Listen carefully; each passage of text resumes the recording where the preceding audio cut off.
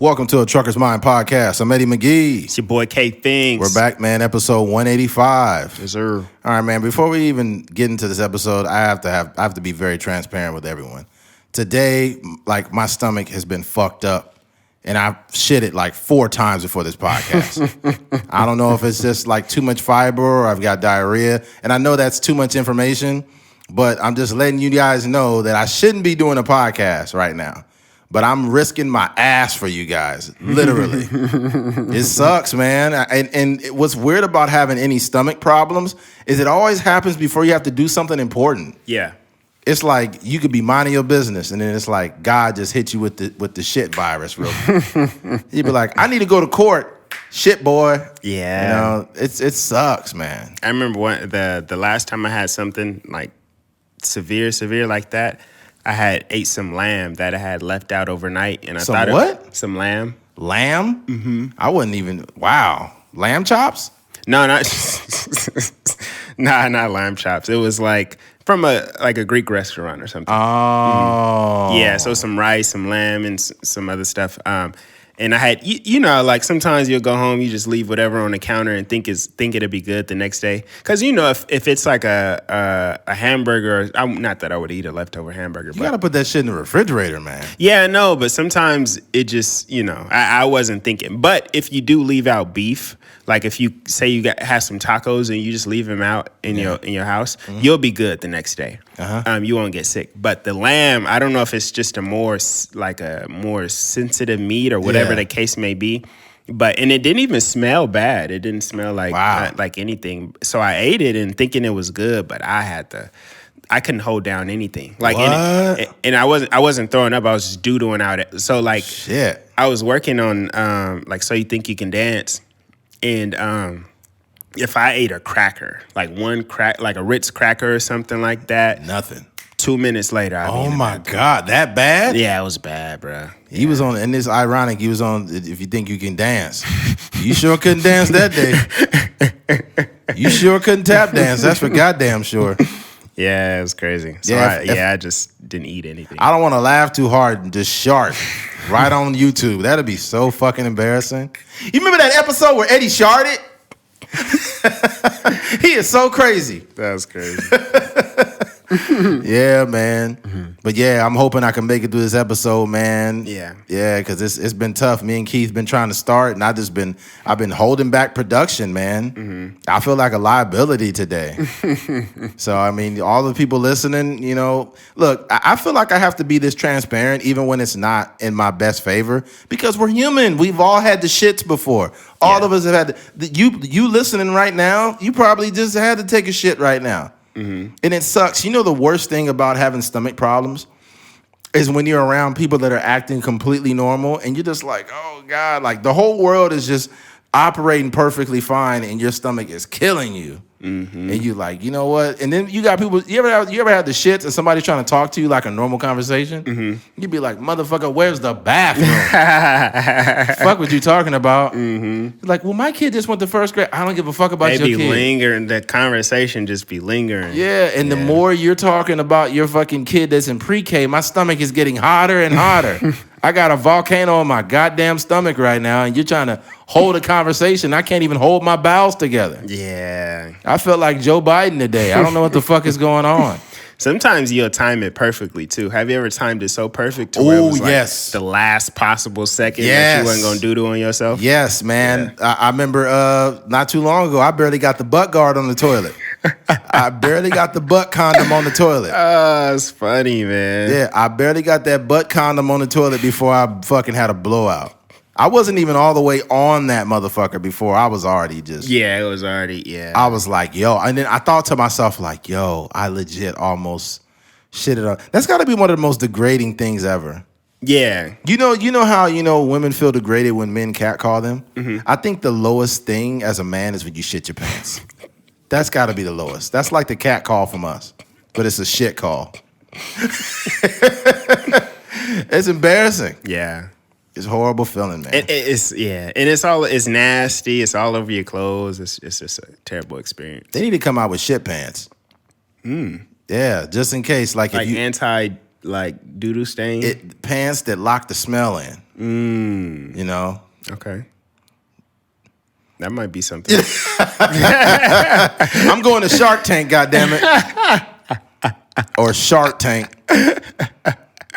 They'd be like, we totally invest in that. Because, you know, they'd be probably shitting on themselves. Like, yeah, when I have too much spinach dip, I really have, you know what, I could use these pants after I go over my wife's house. I'll give you $200,000 for 15% of the doo-doo pants. Yeah, be like, damn, that's a lot. You know what? I'll give you $2 million for it.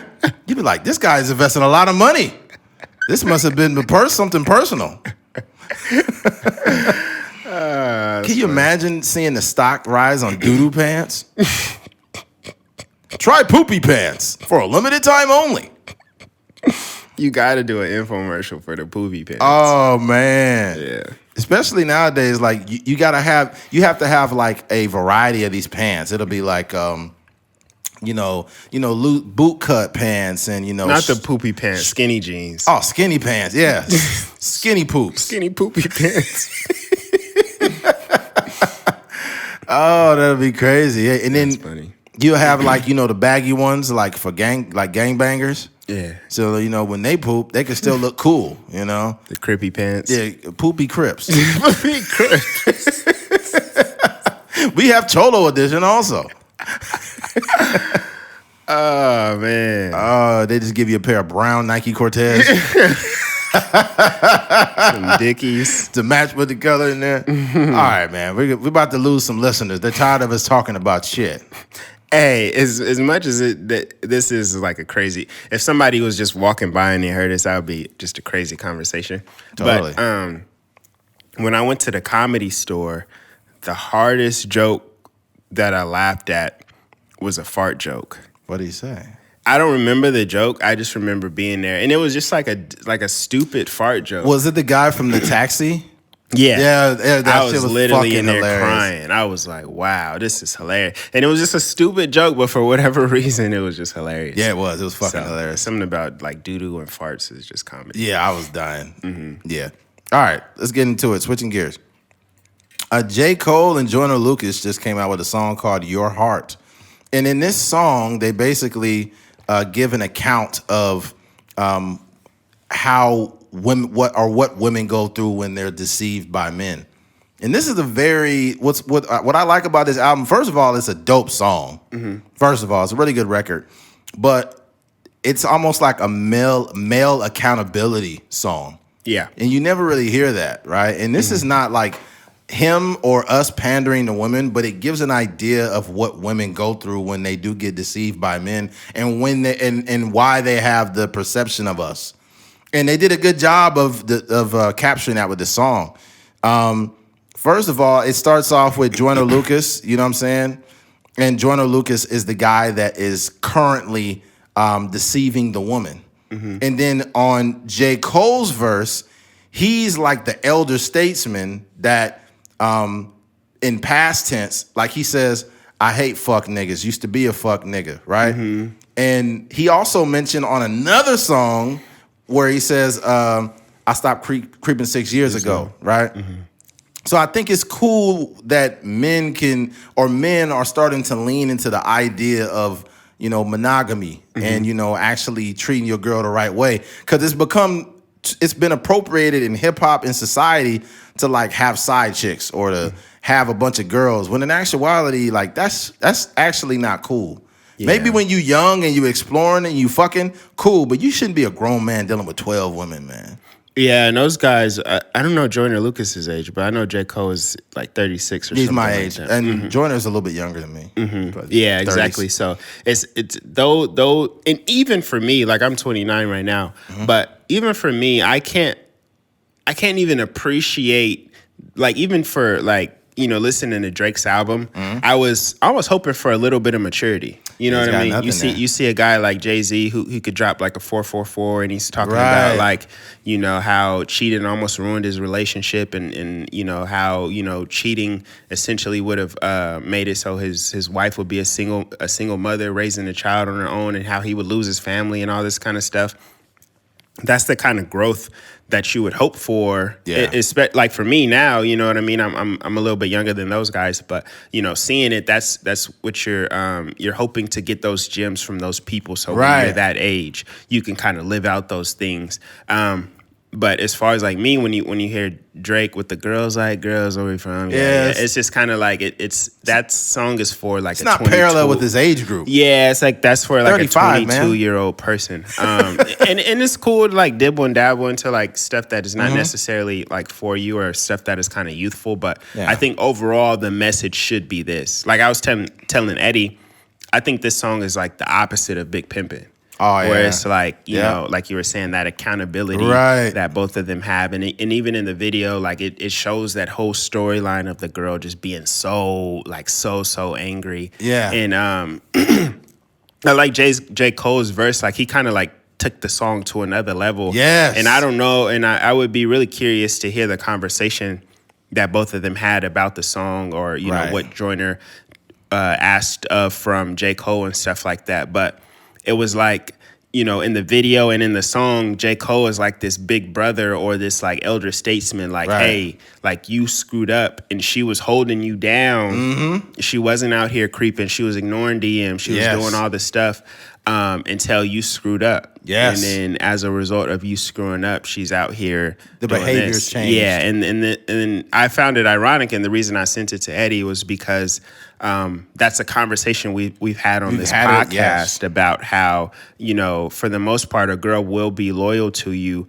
But if you do happen to step out on her or cheat on her and she finds out, that relationship is forever changed. The dynamic of it is forever changed. And she's going to want to get back at you in some way, shape, or form. Here's the thing, too, that what I thought was dope that J. Cole captured is he talked about, like, you know, after, you know, he had cheated, he said now she got thirst traps on her profile and all of that. So what's happening is like her behavior changed. And I've noticed this with a lot of women. And all the ladies listening to this podcast, think about this. If you or a friend of yours was with someone and he cheated, think about how that changed you. You know, think about like now some of the dudes that's inboxing you or was trying to get at you, they starting to look a little bit better now. What men need to realize is when they cheat on a woman, right, and that woman takes them back, there's nothing that's keeping her loyal anymore. Look, I'm telling you, and her friends that know that you cheated on her, they're the ones that are going to set the dick appointment up. I know women that got cheated on and they homegirls found the dick for them to cheat on. Yeah. I'm telling you, man, it's not a game. There's a popular YouTuber, I won't say his name, but he's a fitness influencer. And he, you know, came out on his platform and he said, you know, I just got to be transparent with all my followers, you know, and, you know, I cheated on my wife and, you know, it was wrong. And I feel like I can't sit here before you guys and, you know, just keep preaching to y'all and I'm out here being foul. So I did cheat on my wife, you know, and she had, you know, she took me back and this and that. And the first thing I thought when he said that is your wife's going to get some dick now. And you'll never know it. Women won't do it. Women do a great job of holding back. Like, they'll love you, but they can't love all of you anymore. Not to mention, if you cheat on your wife, she takes you back, you think everything's good, but then all of a sudden a girl strip pop up. I think that men should be more faithful because most men can't handle their woman cheating on them. Fuck no. So I think if they would think about how it felt like to be in their woman's shoes, and not in like a corny way, but in a way of where it's like, I know for a fact that there are people that I know that have cheated on their girls, right? But when they catch their girls, they lose it. Yeah.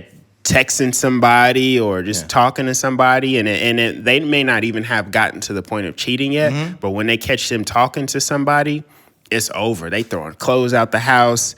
You know, they ready to end it all. They, you know, trying to kick her out. They exposing her on Facebook, Instagram, all this kind of stuff. So I think if men actually thought about that, they would probably chill a little bit more. Yeah, true. I just think it's general respect too. I don't think you should. You got to understand, like, if you choose to be with somebody, you made a choice to be with them. It's no reason to cheat on them. And people, it's so sad that a society here, two guys talking about how you should be loyal to your girl or your wife. They'll look at us and be like, those niggas is corny.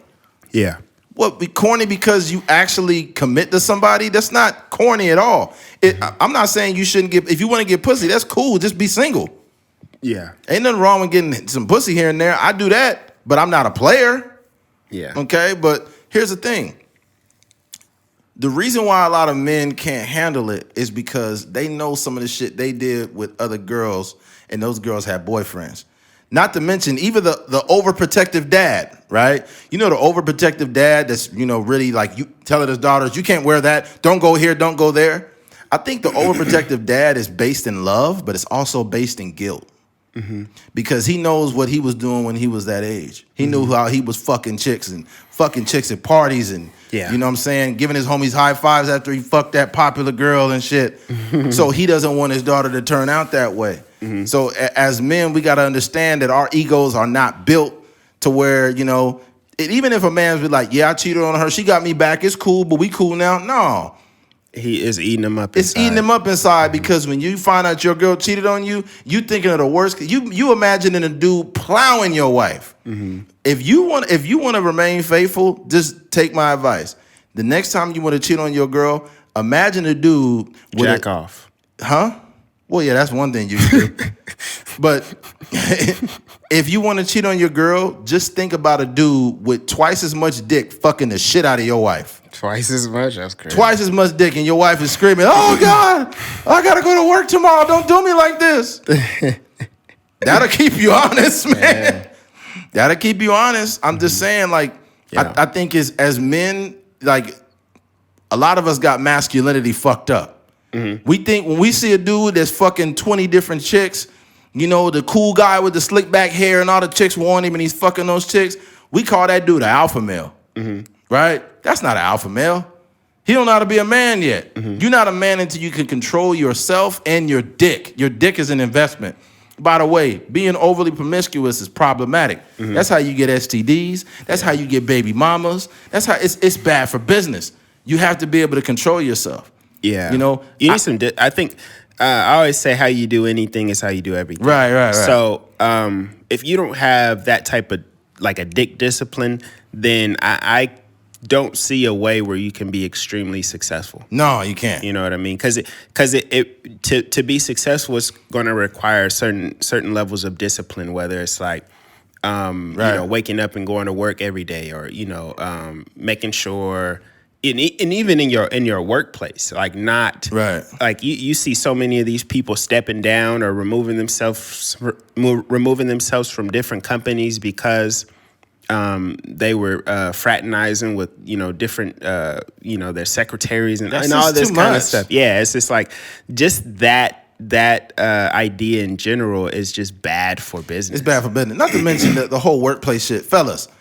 If you happen to work with women, the best thing you could do is not talk to them. I know it sounds fucked up, but don't talk to them. The only time y'all should be talking is if it's work related. If it ain't work related, don't talk to them. Don't talk about, hey, we should have drinks or we should go out as a company. No, because you're going to end up fucking one of them and just fuck up your whole work dynamic. Yeah. Yeah, it's so many things you have to learn as a man. You should not be fucking coworkers. And I want to be a hypocrite. Back in the day, I fucked some coworkers before. Yeah. Right? But that's not something I would. Obviously, I'm a truck driver, so I work alone or I work, you know, with men.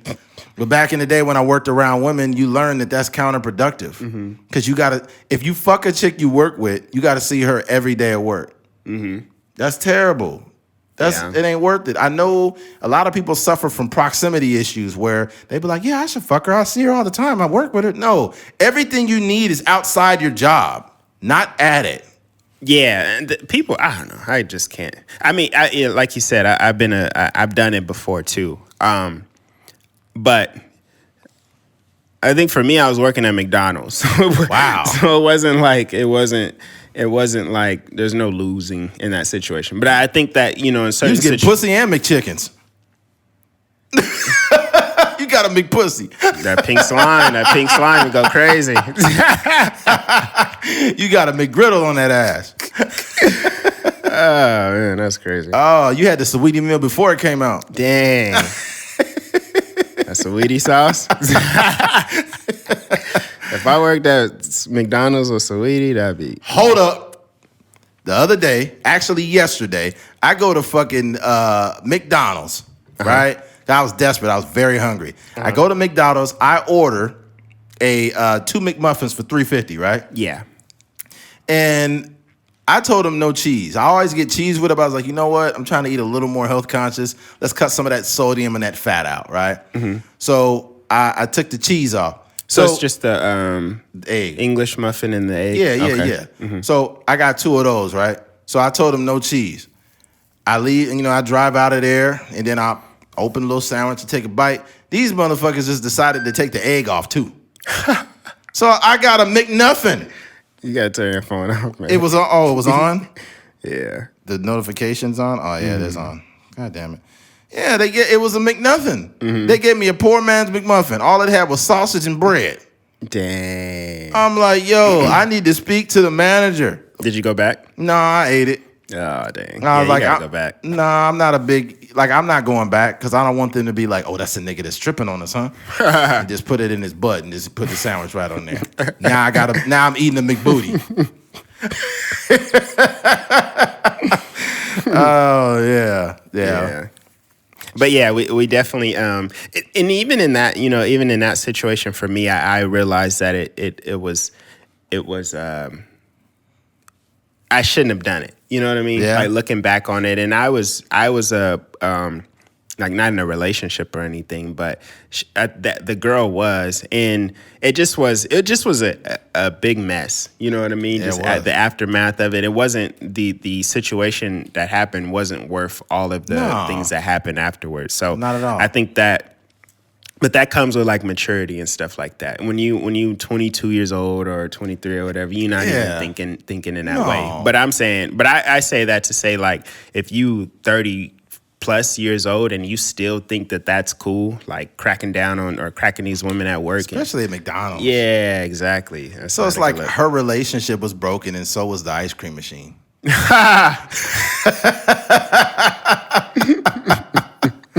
Oh, she couldn't even make a McFlurry. Yeah. Oh, that's terrible. Can you imagine the excuse she probably made while she was cheating on her man? She's like, babe, I had to stay at work longer. The McFlurry machine was broken. Why is Keith in there with his shirt off in the kitchen? Because it gets hot in there. He was making some fries. It was a new batch of fries he was making in there. Why you always got your shirt off around my girlfriend, man? Oh man, that's wild. You imagine Keith in there with glasses and no shirt on? Giving her McDickin. All you hear is all the food being done. Fries black, burnt up, shirted, Keith in there shirtless. Lying around the block, ain't nobody getting no food. Keith is the first nigga to ever. Keith is the first nigga to get some pussy wearing non-slip shoes on. Hey, sometimes you need non-slip shoes when you're in the. Oh, he's slipping on all that grease in there, water. Oh man, pussy juice. Oh, that's hilarious. Gotta grow up, man. You look at the things that you've done in the past, and you just gotta stop it. But tying all this into the J. Cole song, I think it was like a cool male accountability song. Yeah. Usually when you hear, things about men, it's coming from women, and it's like it's over dramatized because they're not men. But I think as a man, we know better than anybody the shit that we need to work on. But the problem, though, that I have with women in regards to these takes, I've never heard women really admitting to cheating in a song. Is there any songs? The closest thing that I've heard to a woman admitting to cheating was Keisha Cole when she said, "I might as well have cheated." No, she said, "I should have cheated." Yeah. Man, Keisha was getting some dick. You know she was. Yeah, it was called "I Should Have Cheated," right? Yeah, it was like, I might as well have cheated on you as much as you accused me of cheating. And there was a lot of girls that were singing that song. It was more of an insecurity thing. It wasn't like her admitting to anything. It's Yeah. like, I'm completely innocent and, Like, you know what's funny? The women listening here, I'm not talking to the faithful ladies out there, but I know you guys got friends that be fucking behind their boyfriend's back. But will never admit it. They'll never admit it. They be on there. They be at church posting selfies at church and stuff. You know, every week they go out and have drinks. They posting pictures, but they running off behind his back. Yeah, I wonder, because I know for sure. Well, I know for sure some of my friends be cheating. So I but I never hear that from women. Like, yeah, girl, she was such and such was doing this. You never hear that. You never hear that conversation. Yeah, I think the first signs of cheating to me, I can notice it. I could tell by the content or the things women say if they really ain't if the relationship is fucked up. Like, okay, for example, you ever seen somebody like a chick just pop up on Facebook and be like, focusing on myself from now on? You'd be like, either y'all broke up, or you just mad at the moment. Yeah. But I think that showing any vulnerability out to the world regarding your relationship, that is bad news. Oh, I mean, it's an invitation. It's an invitation. It's saying like, hey, look, my pussy's available for about a week before I get back with my boyfriend. Yeah. Yeah. If you're that's a deal breaker for me, because I know what that means. Like, as a man, like, if you get in an argument with your girl and the first thing she does is go to social media and say like, we don't need men, blah, blah, blah. If you do that and people know that you're with me, we're done. You don't have to cheat on me for me to leave you, because what you've done is you've made a mockery of me, and now I can't trust you. Yeah. I can't trust the person that's making the whole relationship look vulnerable. Yeah. So it's like, hey, look here. Like, I love you and everything, but, I want to give you a chance. I probably would let it slide once. But that next time, we done.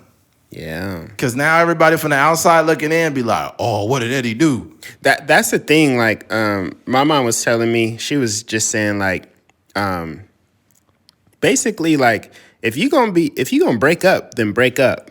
Don't do this kind of like teetering act where it's like, oh, I'm single today, or I'm not single, just going to Instagram and posting your relationship status. Because it's like, if you just end up getting back together, first of all, that's just stupid. Yeah. And secondly, you just look terrible to the outside looking in. And then, like we said before, that's just an open invitation for the girl, if you're a guy, the girl that wanted to, that's always been, waiting in the wings for you to break up with your girl or whatever the case, or the guy, vice versa. So it's just like, we have to learn to be mature in breakups also. Yeah, that's good. Yeah, that's true. Yeah, so if you're gonna break up, stick to it. I remember. Recently I heard it was a TikTok, and it was the singer. Damn it, the gospel singer, the popular Kirk Franklin.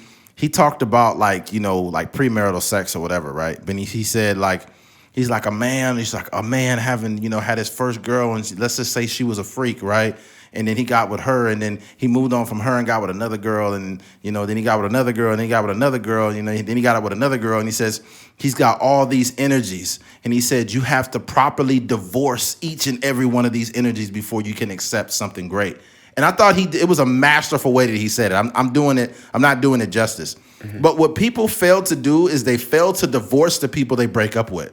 Meaning like, yeah, we broke up, but we're still friends. No. That's stupid. No. Leave them alone. Yeah. You need to divorce that person. What's the point? My thing is getting screwed up. Let me adjust. What's going on, man? Watch your ears. Oh, what's going on? The mic is just loose. I mean, the stand is loose.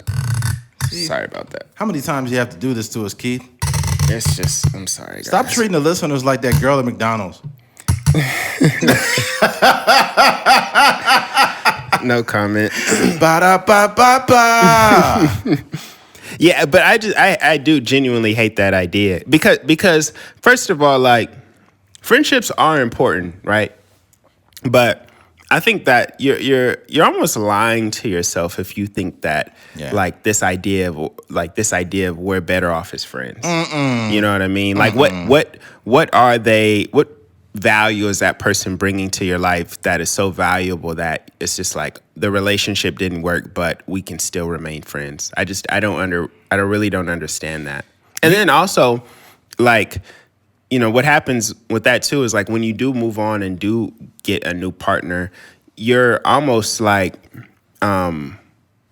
creating something that doesn't even need to be there, like from the jump of the relationship. You know what I mean? Like, hey, we used to date back in the day, but he's just a friend now. Like, how are you supposed to build some sort of trust with somebody that you're dating, you know, with somebody waiting in the wings that you used to have a relationship with? Look here, I said this before and people laugh, but you have to look at it this way.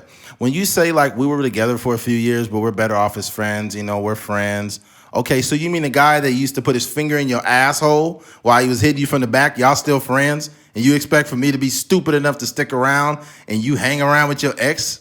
Are you stupid? Yeah, we had that conversation about like how you can have like a platonic relationship with somebody that you're actually attracted to. Remember, we like this was not on the podcast, but like, you know, there are people out there, like if for guys, for instance, there's a lot of guys that, you know, they quote unquote have like girlfriends, but in reality, it's just a girl that hasn't invited them into. That's a fact. You know what I mean? So I think that's the same thing with those type of relationships. Like you are one drunk night away from having sex with that person. That's again. a fact. You know, and a moment of transparency here. There are women that I know that I've never tried anything with, or I've never tried to get at, and I respect them highly, right? We're not like friends, like we hang out on a regular basis or nothing. Just, you know, like old ex-coworkers or like a girl I knew back in college or whatever, and we never fooled around. We were just cool, just cordial. And I consider them like friends, distant friends, but if they wanted to fuck, we would be fucking. That's the truth. Yeah, I'm glad you said that because people be out here acting like that. No. Like, it's just my friend. No, we cool. We cracked a lot of jokes and some highs and buys and had some regular conversations, but it could go straight to fucking if that's what she wanted to do. That was hilarious, man. It's the truth, and I think this is what makes this podcast different from a lot is the fact that we're everyday people. But like I started off the podcast telling people I had diarrhea. Yeah, who's gonna really say that? Yeah, it doesn't happen. It doesn't happen, man. But yeah, truth be told, there are a lot of men that think just like me. You know, or no, excuse me, not like men. I say people in general, because there's a lot of women that know a dude from back in college and things that he was a cool person. Y'all never did nothing, and then all of a sudden y'all just started fucking. Yeah. You know, and it goes both ways too, because there may be some women out there that don't know that. Like maybe in your case, and not specifically, but that type of situation, right? They don't necessarily know that you're attracted to them, right? So they may be like, you know, on the high and buy basis or whatever, or you know, a couple inboxes here and there basis, but they don't even know that you're attracted to them. And then, you know, if you said something, it might be a different story. Yeah, and what's weird is like there's some, I'm not gonna say who, I'll leave that up in the air, but it's a girl that's my age that I won't say ran into recently, but she glowed up she's super glowed up.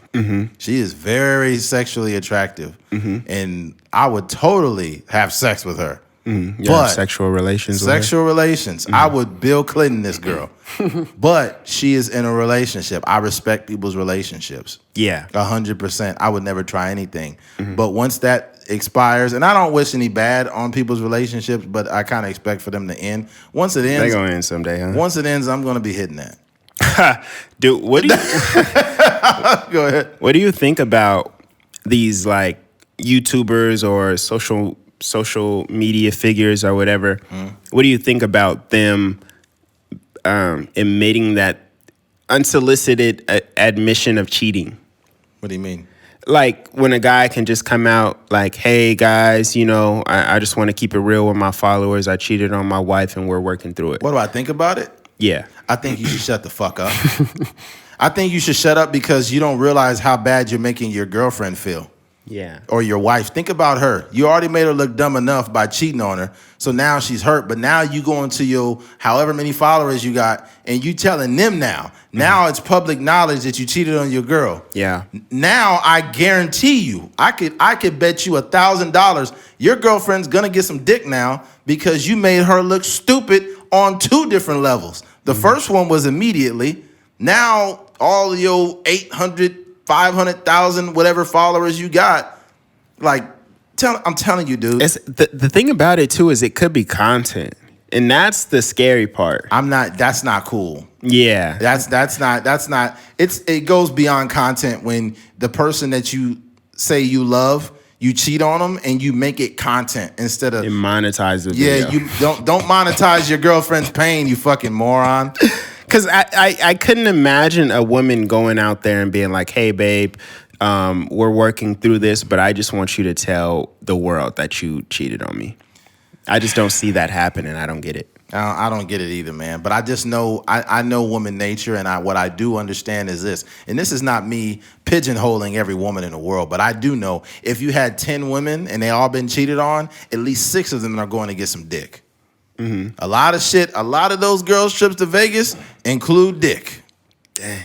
Oh, yeah. And then you lose a little bit of control because if she does want to go to Vegas, she's just going to be like, hey, honey, I'm going to Vegas. Yeah, Not exactly. like, hey, can I go? My girls are going to Vegas. We're thinking about, she lost respect for you. It's like, hey, I'm going to Vegas. I'll see you in a couple of weeks. What a lot of men don't realize is like women don't want to be controlled. They want to be led, right? So a woman is looking for you to lead them. Women can say what they want, but they're not trying to lead a relationship. That is too much of a responsibility for women. Yeah. Right?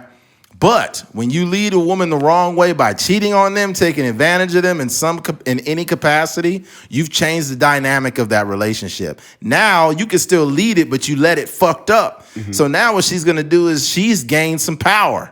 Mm-hmm. Not saying women were ever powerless, but now she could leverage different dynamic. It's different dynamic. She could leverage your situation against you, right? To where if you says, hey, I'm going out, I'm going with my girls, you can't be like, wait a minute, but you didn't tell me this, blah, blah, because you know you fucked up and you cheated. So more than likely, you just gonna shut the fuck up and let her do what she's doing, but you don't realize that she's going to the dick. Mm-hmm. Right? And don't let the situation get worse where y'all arguing. Here's the thing. If you cheated on your girl and y'all arguing more and stuff, and then she's going on more of these frequent trips, once it's to Vegas, now she's going to more concerts in LA or going to here, bro, she's fucking. And when you're like me and you've been single long enough, you've ran into these women out in the world. I've had women where I was about to fuck them and they was like, yeah, I'm married. I'm just like, what? What the fuck are you doing here? Yeah. I almost pulled my zipper down. What's going on? The girl with the titties out at the bar that looks available, that chick's married. Any woman that's, I don't give a fuck what women say. Any woman that's married that looks that available wants some dick. I don't give a fuck what they say, because a man should be respecting his woman better than him looking available, right? Mm-hmm. You shouldn't be out here like, hey girl, how you doing? Hey, what's up? If you're doing that, you're acting available as a man. Now, the flip side of that, if a woman is doing that, bro, she may turn down 200 dudes, but it's that one motherfucker. Mm-hmm. It's that one dude that approaches her the right way, says the right things, and he just slithers right on into those fucking panties. Mm-hmm. It's unfortunate, but that's reality. Mm-hmm. Yeah. You think about those McFlurries? Yeah. They're using that app to see which ones is broken. I could just imagine those little M&Ms being sprinkled on top. I'm an Oreo guy. Yeah, Oreo McDonald's got to get it. We talked about the McDonald's thing, man. They got to get their machines together, man. I haven't had a McFlurry in so long. Me neither. I can't fuck with the it's because of the dairy. I can't fuck with it. Oh, yeah, blowout, huh? I'll be able to do the podcast. Oh no, I wouldn't be. I feel a lot better now. Thank goodness. Mm-hmm. Maybe I'm in better spirits because I'm talking to the people now. Yeah, but I'm gonna keep it real. If I gotta take a shit, I'm out of here. We're gonna put an intermission. The little we'll be back soon on the TV. Oh yeah, we'll have to put that up. Yeah. It would be dope if we had an ad that was like it kind of was a good segue, right? He'd be like, I got to shit, but before I do, adult diapers. Make sure you go for a 50% discount. Adult poopy pants. Yeah. Only you know what would be fire? You know how we did the Shasta? my stomach. You said would be fire. It was on fire earlier. You know how we did the Shasta commercial? Right. When we start getting ads and stuff on the podcast, what if we started to like insert actual commercials that we like, the comedic commercials that we do? That'd be dope. Like if we just like inserted those instead of reading them, because I mean, you know, reading them is cool because you could kind of get the personality of the person, but I think it would be more like our speed. I guess it would have to be a consistent one, you know, like a Blue Chew one or something like that. But you know, say we get a Blue Chew ad and we just make like a little 30-second commercial, you know, with us in it, or, you know, voiceovers from us or something like that. And then just throw that in there. I love what Andrew Schultz does when he segues into the ads. He'd be like, life is hard, but you know what else should be hard? Your dicks. Yeah. Try Blue Chew. 25% discount. Go to put in brilliant, put in idiots for the 25% discount. Yeah. That's crazy. Yeah, that'd be cool. Gotta put some person. You get it, like put your own spin on it. Oh yeah, you gotta do that. All right, switching gears.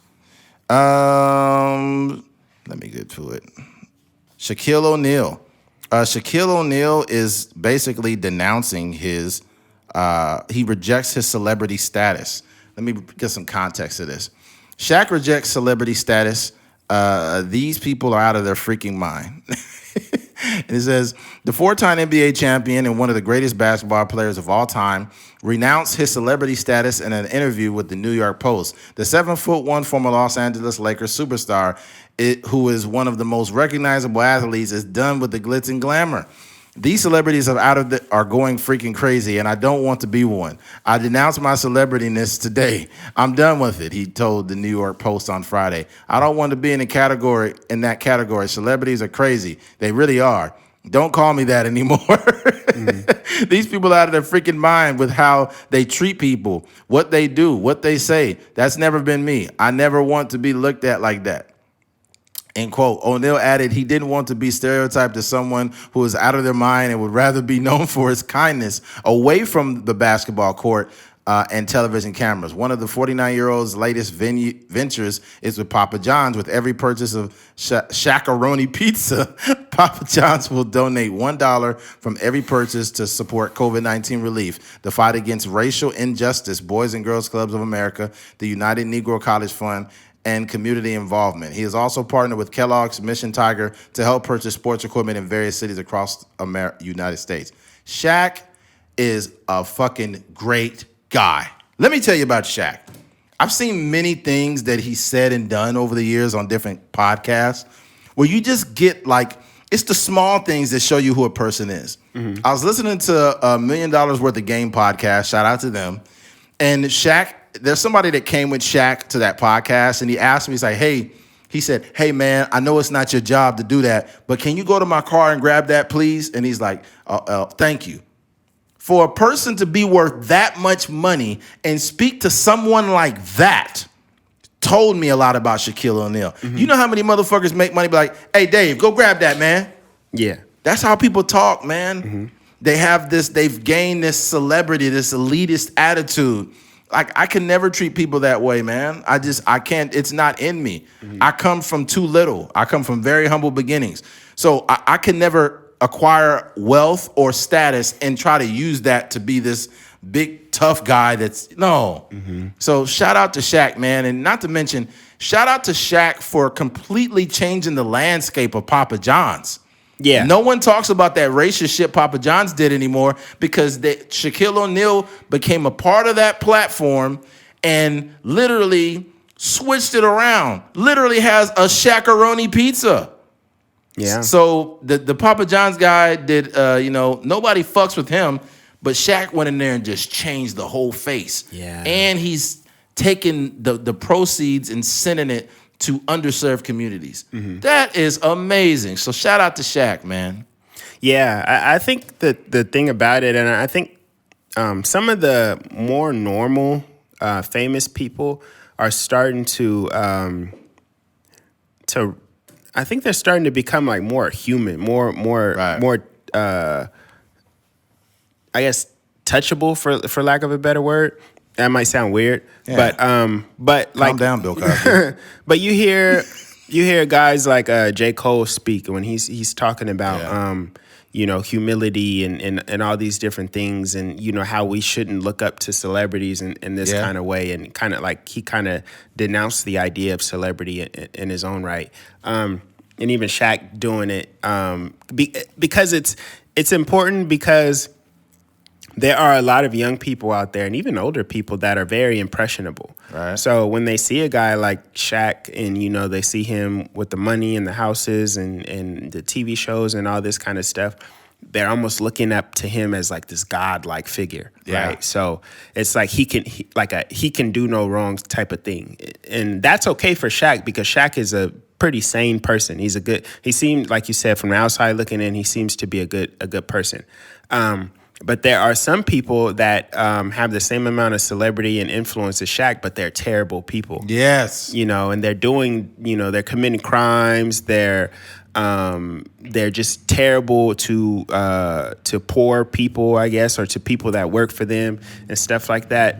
Just how Shaq would say, "Hey, I know this ain't your job, but could you go out to my car and do this?" There's a person of equal status that would be like, "Hey, bro, like go get that in my car," and not say thank you, not say please or anything like that. So I think that there is in the near future going to be a huge shift, and I hopefully an awakening by us average people. Like, these are just human beings, right, that are famous and talented in a certain thing, but they're not anything to look up to. And I think what happens now is some of these celebrities used to be able to hide behind the mystique a little bit. Right. But, it's a lot of phones, it's a lot of different things. And, people are catching glimpses of celebrities acting out in clubs and all this kind of stuff. Whereas maybe in the 90s, we had no idea some of this was going on. A little more mystery. Mm-hmm. So I think, imagine a guy like Kanye West. Kanye West, he be fighting paparazzi, cussing them out, all this kind of stuff. And I get it. Like, they be all up in your grill. It was a paparazzi at his house at like 4 a.m. asking him questions. Remember when he ran into that pole? Didn't he? Yeah, he was. He ran into like a stop sign or something like, too. That shit was hilarious. Kanye ran into that pole. That shit was so fucking funny. And then he got all mad, like, "Get the cameras out my face." Yeah, but I mean, like, it's a thing. I think it's a great perspective from somebody that has so much power to almost like want to get rid of it. I think what's awesome about Shaq too, people need to realize he was the first athlete. He had a deal with Reebok, and then after that deal was pretty much done, he sold a bunch of shoes at a lower price point for underserved children. Mm-hmm. He was selling $20 shoes. Mm-hmm. And that's why he has that deal exclusively with Walmart with his Shaqs on it. And people could crack jokes about Shaqs all they want, but Shaq did that intentionally to serve for kids to be able to afford shoes. Yeah. Because when he was a kid, there was times where he couldn't afford shoes and he would have really big feet. Mm-hmm. There was something that it was a funny story that Shaq had brought up. It was like during the crack epidemic, and his dad was like a really like militant guy, or his stepdad. And his stepdad was like, "If I ever see you doing coke, I'll beat your ass." You understand me? And Shaq says, "I don't do coke. I drink Pepsi." That shit was funny, man. But he said he wasn't trying to be funny. He said, "If I ever catch you doing coke, I'll beat your ass." He said, "I don't drink it. I drink Pepsi." Oh, that's so crazy, man. Yeah. Shaq is somebody I would love. There's certain me and Keith don't talk about it much on the podcast, but when you want to be successful in something such as podcasting, you kind of have to have this vision or the foresight to see who would be amazing on your podcast. I think Shaq is definitely one of them. Yeah. I mean, it's possible too. Like we know guys like Zylo and I wish I knew his name, but Tyson's brother. Yeah. He just interviewed Boom. 50 Cent. So exactly. Them, so and these guys, they interview a lot of different celebrities and whatnot. So it's it's definitely attainable. And I think we would bring our own unique perspective to some 100%. Of those conversations. So it would be dope for sure. 100%, man. We do have like a short list of people that we want to talk to or definitely have on our podcast in some way. I've listened to some podcasts or I've seen some interviews of people and I'll be like, that's a guy I want to talk to. Like, I think we could, I feel like there's some interviews we could get so much more out of these people than others. And this is no slight to the Breakfast Club, but like a guy like Rush Limbaugh, when he came on that show, like he dominated that whole show. Mm-hmm. Like they were not ready to talk to Rush Limbaugh. They were really, very reactionary. Yeah, and they were underprepared. They were emotional. They're very emotional. What it was. It's like arguing with a woman. Oh, they just screaming like, the doors are never closed, the bathroom's not clean. Ah! You be like, hey, this is regular stuff. Why are you yelling? No, but like a guy like Rush Limbaugh, man, like I feel like, with him, you kind of like, you got to just be a good listener. Yeah, and the thing about it too is that, like you said, they were underprepared or unprepared. But I think they went in with this idea that they were going to be able to have emotional responses to somebody that is very articulate. Right. So he's in there and he's like, yeah, of course. And sometimes they were thinking he disagreed with something he actually agreed on. Right. So as far as the George Floyd situation, he's like, yeah, he should go to prison or whatever. He should be in jail or whatever the case may be. And then when he says stuff like that, they were just like, okay. It threw him off. I think they were expecting to have this take. Mm-hmm. But that's the thing, man. Like, I think that was one. I listened to it and just said, man, you guys completely fucked that up. And I seen the comments and they was like, people was like, y'all wasn't ready for Rush. Y'all wasn't ready. Yeah. I'm not a fan of Rush Limbaugh at all. But I feel like me and Keith would have did a much better job of talking to Rush Limbaugh. The thing about it, too, is like, I'm not grilling anybody. No. You know what I mean? So if we have that type of person on our podcast, we are trying to get more understanding. Mm-hmm. I think they went on there, and it's sometimes like they'll have like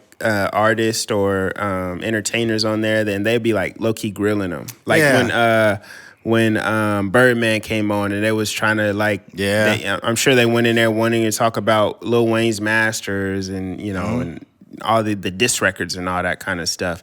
That's cool, but I think for us, we are more so like interested in having great conversations. And also, we don't want to talk to anybody because they're famous. Because there's a lot of people out there that are very famous, but they can't have a conversation. Yeah, that's true. Like Charlemagne, like I love Charlemagne, but sometimes he gets in the mode where he's trolling people, mm-hmm. and he can get reactions out of you, mm-hmm. and that's what he did to Birdman. And mm-hmm. this is what I tell a lot of guys is like you can't really consider yourself to be a man until you can control how you react to people, mm-hmm. until you can control how you react when you feel disrespected. Mm-hmm. That's when you became a man. When you could say, I see what this guy's trying to do to me. All right. Let me just sit back and listen, and then it's kind of like you go into autopilot. You respond a certain way. Mm-hmm. I don't want to get too off topic, especially talking about Shaq, but I mentioned something about trolling the Keith before the podcast, and about like this trolling, this trolling, what do you call it? Trolling culture, mm-hmm. where people will intentionally try to bring reactions out of you by what they tell you, mm-hmm. and what I really, this guy might have almost deleted his Facebook account with the way I talked to him recently. Mm-hmm. And I just did it very smooth. This guy had a disagreement with something I said on the 49er forum page, right? And when he disagreed with it, he did it in such a wild way, like, you don't know anything, you're stupid, blah, blah, blah. And I just ignored it. I didn't even respond to it. Mm-hmm. Then because I ignored it, he started writing more shit. And then he finally hung himself when he says, I'm fat. I'm just a fan of the team. And, I don't act like I'm a coach. I said, well, why don't you just be fat and be quiet? Right? So then he responded like, "Oh, you're stupid, this and that." Because now I finally responded like he wanted, but I did it in such a way because I'm like, "You hung yourself. You called yourself fat. I'm only telling you. I'm only adding one thing on to the end of that is for you to be quiet." Then he starts saying, "You don't know anything," and oh no, he says this post is. This post doesn't make any sense. I said, well, obesity doesn't make sense either. Right? And then he didn't even respond. I think he just got off the internet. Some people will say that, hey, Eddie, that was wrong. You shouldn't be fat shaming people. I wasn't fat shaming. I was simply using his words against him. And that's how that's how you're supposed to communicate with people who are hell-bent on disagreeing in a trolling manner. I remember what did Michelle Obama say? Like when they go low, we go high. But I mean, I believe in that. But if I can go as low as you want to go, if you want to go low, fine. I used to roast people back in high school. I ain't got no problems. I could click on your profile picture and be like, dude, you should not be trying to talk about me. Yeah. With the way you and your I ain't going to say nothing else. Especially when you admit that you're a big guy. Yeah, if you say, look, I'm fat, I'm just a fan of the team. I'm like, oh yeah, you fat. Maybe you should be quiet too.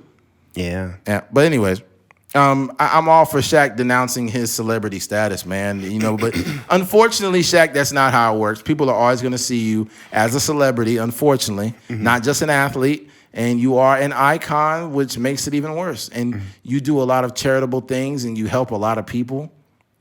And you're larger than life. It's tough. Shaq, you're 7'1", and you're a big jolly black guy. You're the closest thing to a black Santa Claus that we've ever had. So I don't know how that you're gonna just denounce that celebrity status. Yeah, it doesn't. You can't really. I don't think you can like clock out of being a celebrity.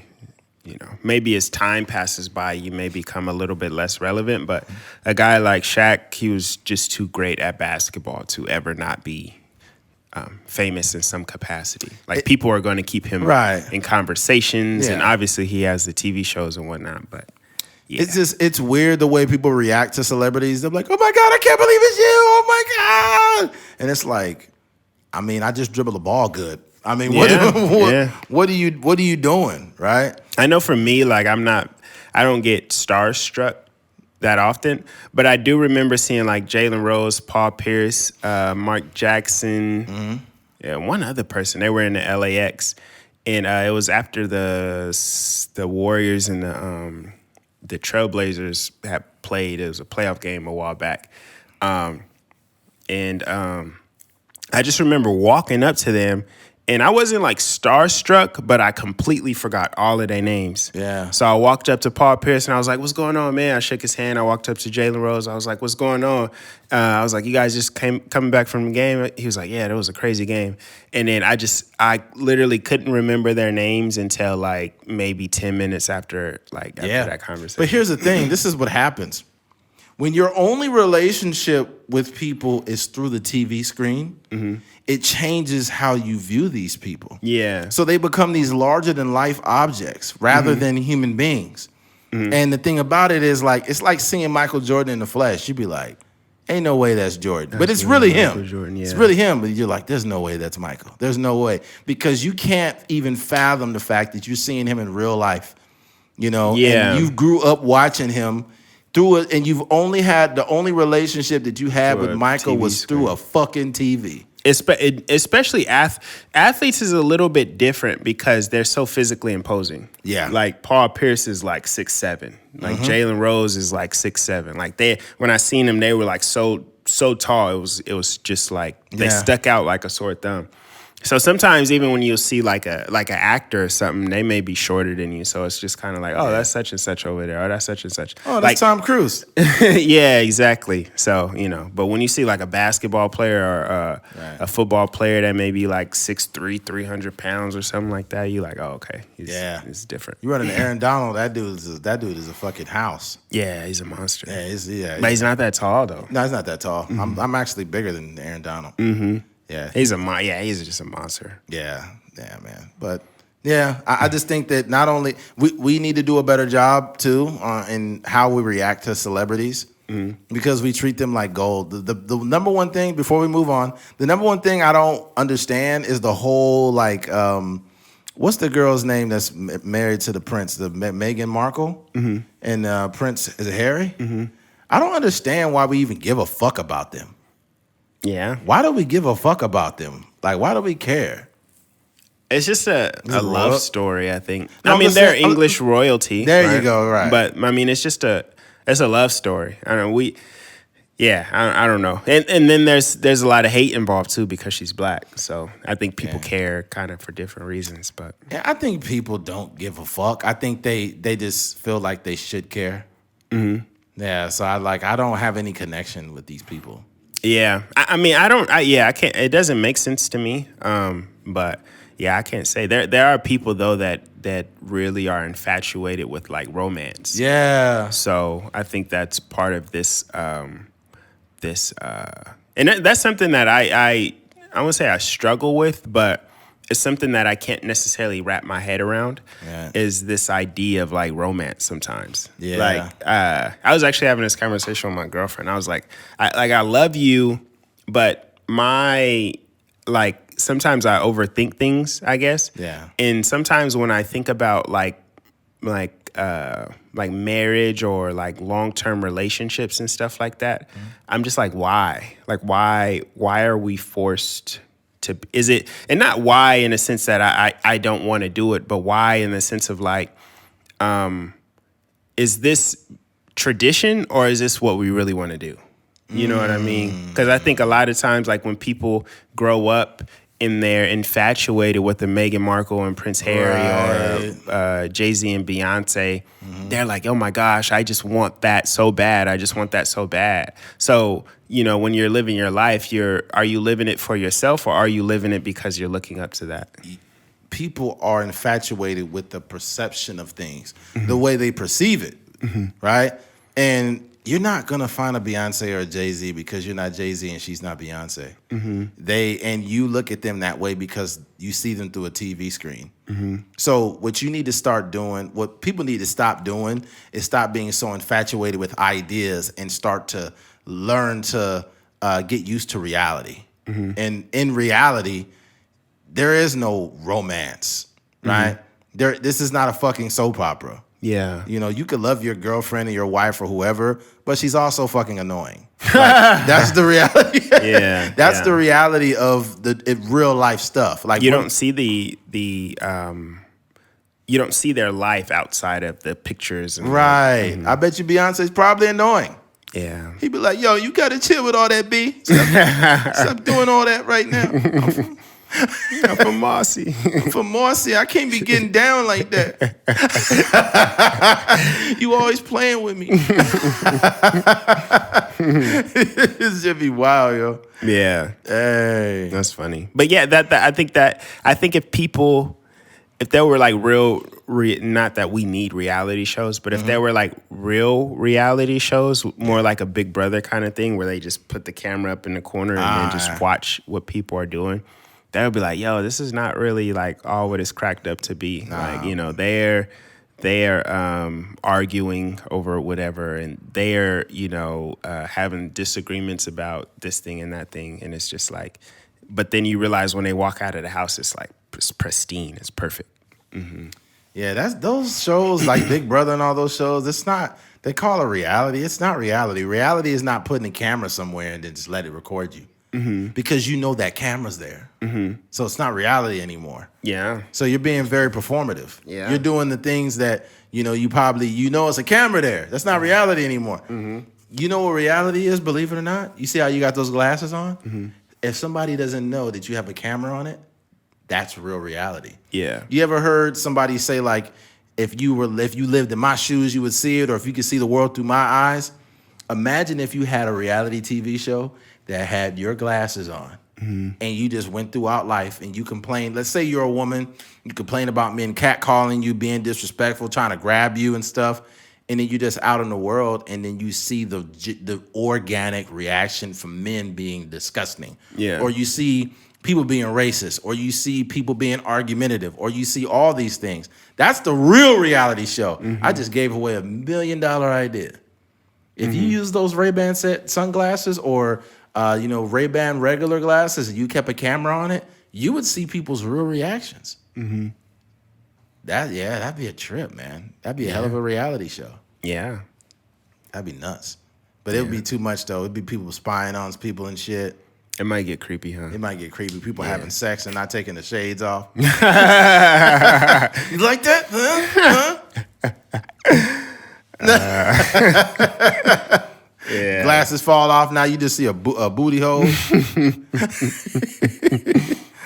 Oh, man. Yeah. I don't think we got anything else there. All right. Shout out to Shaq, by the way. Yeah. Switching gears. R. Kelly. It's been the most recent, one of the most recent topics. Speaking of celebrities. Yeah. Yeah, he's a fallen one. Yeah, it's a story of, oh, wow. I thought I had an article. I don't think we really need an article for this one. Yeah, we know it. We know what's going on. So, bring me up to speed. I know hasn't been sentenced yet, but he's about to be. Yeah, he just got convicted, I believe, of it's. He has a racketeering case in sex trafficking, right? And I think he was convicted of all, I guess, whatever things were against him as far as the racketeering. What they did, though, and the terminology as far as the judicial system is very like foreign to me. So like, excuse me if I'm saying something that's incorrect or whatever. But from my understanding, they were saying like the statute of limitations was up on a lot of these statutory rape things and stuff like that. And even the Aaliyah thing, you can't. I mean, that happened so many years ago. He was like 25, 27 years old or something like that. So the statute of limitations is up on that. So what they were able to do was basically turn him into like, or make it seem as if he has a sex cult or something going on, or a sexual organization where he has a bunch of young girls and all this kind of stuff. So they were able to flip that, but they used all the evidence from the underage sex scandals and the sex tapes and the marrying Aaliyah and all these different things, and then they created this sex trafficking and a racketeering thing. But racketeering is generally something that's what the whole Tekashi 6ix9ine situation. Is usually connected to like crime mobs and like gang affiliated things and stuff like that. But they basically got really creative, and they found a way to pin that on him, to put him behind bars, because he beat all the cases. You know what I mean? He even though they had a sex tape on him, he won. You know what I mean? So basically, the racketeering and the sex trafficking, and I think that was just the first pass at it. I think that was in New York, if I'm not mistaken. So there's or maybe in Chicago, I'm not exactly sure, but there's a couple other hearings that he has to have, and some more different states and stuff like that that he's gonna. He's a sick dude, and the motherfucker has had herpes since like 2008. Mm-hmm. So he was out there just putting herpes dick out on people. Yeah, it's so sick. It's sick. These young women, I'm pretty sure some of them probably got herpes from him. Mm-hmm. Yeah, they gotta live with that. I mean, they did, because there was a girl that said that he knowingly gave her herpes. Yeah. Wait. You know what kills me too? What's up with Usher and the story? Like, Usher is so popular that the herpes allegation just went away. But I think the thing about it is, like, we care about herpes, but we don't really care about herpes. I don't know. I think that it's a cool story, but it's not. I mean, what are we gonna do? Like, stop listening to his music because he got herpes? Not even that. It's just the allegations around him having it. They just like went away. Yeah. I just don't know, like, what is one thing to like passing it on like to people, right? Mm-hmm. But as far as like, Usher goes, if he has it, then that's unfortunate. But I gotta go back and listen to that Usher's Confessions album. He might have said something in there. These are my confessions, girl. I gave you herpes. My bad. I didn't mean to do it, but because she got one on the way. That's so crazy. That's crazy. Usher is a wild man. Yeah, that's crazy, man. Him and didn't they have a song called Same Girl? Yeah, and that's Same Girl. I'm like, oh. Yeah, you don't want to do that. You don't want to do that. Yeah. I mean, that may be how he got it. Yeah, we've been messing with But the same girl. There's the girl. She's a porn star. Her name is Harley Dean. I think she was telling a story about how Rihanna had gave an STD to like one of her bosses back in the day. Like she worked at some company, and Rihanna had gave her boss like a STD or something like that. Wow. And she was just speaking about it on some, like, it wasn't even a podcast. It was just like a live thing. But it's just, like, as much as STDs roam around in Bakersfield. When when that was? When what? That when she supposedly gave the STD up, Rihanna? I don't know if she gave a date, but she's a porn star now, so this had to be like pre, her doing porn. So I don't know how many years ago. Dang, Rihanna giving STDs is crazy. Yeah, that's what she said. Can you imagine her giving an STD and just act like nothing happened? Like she giving an STD like shine bright like a diamond. Shine bright like a herpes. Gonorrhea in the sky. Shine bright like a gonorrhea. I need to see my gynecologist. That is so crazy. Yeah. Oh man. But yeah, the R. Kelly situation it's very like eerie in a sense. You know what I mean? Because the situation to me, it seemed like the only reason R. Kelly is going to prison is because he ran out of money. Yeah, that's true. That's one reason, but it's also not the 90s. Yeah, that's true. That's definitely true. There was a lot of mystery you could have to you could, like, in the 90s, you could do shit in broad daylight and no one called you out on it because, the power of the internet wasn't around yet. Mm-hmm. There was weird shit going on. I listened to an NWA album the other day and I sent Keith the lyrics. Yeah. And we was just like, whoa, that is fucking wild. Uh-huh. Yeah. That is beyond wild. That would never fly today. They actually need to, like, somehow delete that song. Yeah. That shit was, oh God. And then the subject was a 14-year-old girl in one of the songs. Mm-hmm. I was like, oh no. Like, you got it's a couple of songs like that where they are referencing like young girls in that way. I think it was like AC. I don't know. I don't even want to say the band, but it was a band that made a song about a younger girl. And it was just kind of strange. Is it the ones that she's only 16? Was that one? That might be the same song I'm thinking about. I'm not like a huge fan. No, that was Rick James. Rick James said that. Mm-hmm. Like, she's only 16. This nigga was wild.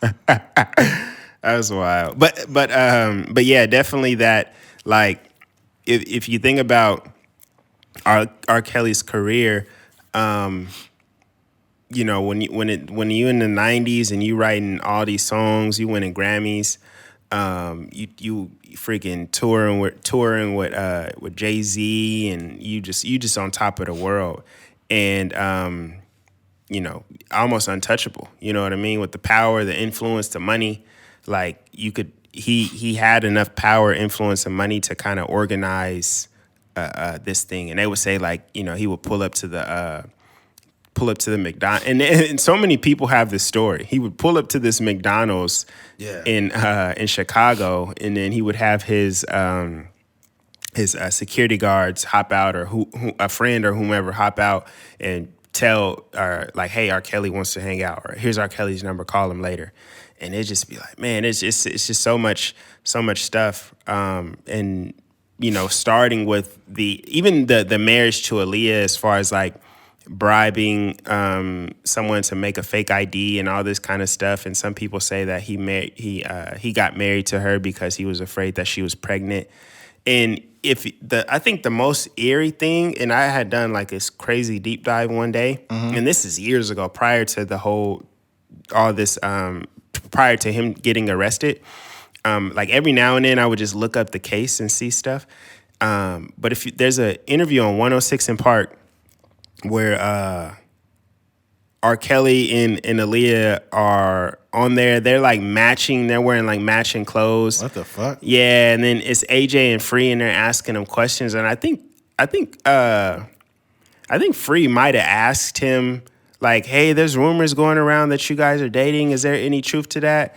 And R. Kelly was like, nah, it's just, I forget exactly what he said, but he's just like, nah, it's strictly music based. Ain't nothing like that going on. And he kind of answered the question for her. Yeah. It's just a weird, like, if any of the listeners out there, like, just go back and YouTube that interview, R. Kelly and Aaliyah. It's just super weird. And even the fact that her first album is called Age Ain't Nothing But a Number. Yeah. And he in the background on the cover. Yeah. It's just so, like, eerie. It's weird. Yeah, he had a song that they completely like took off it's about the chart. Mm-hmm. It's like, I like him young. I like him 12 years old.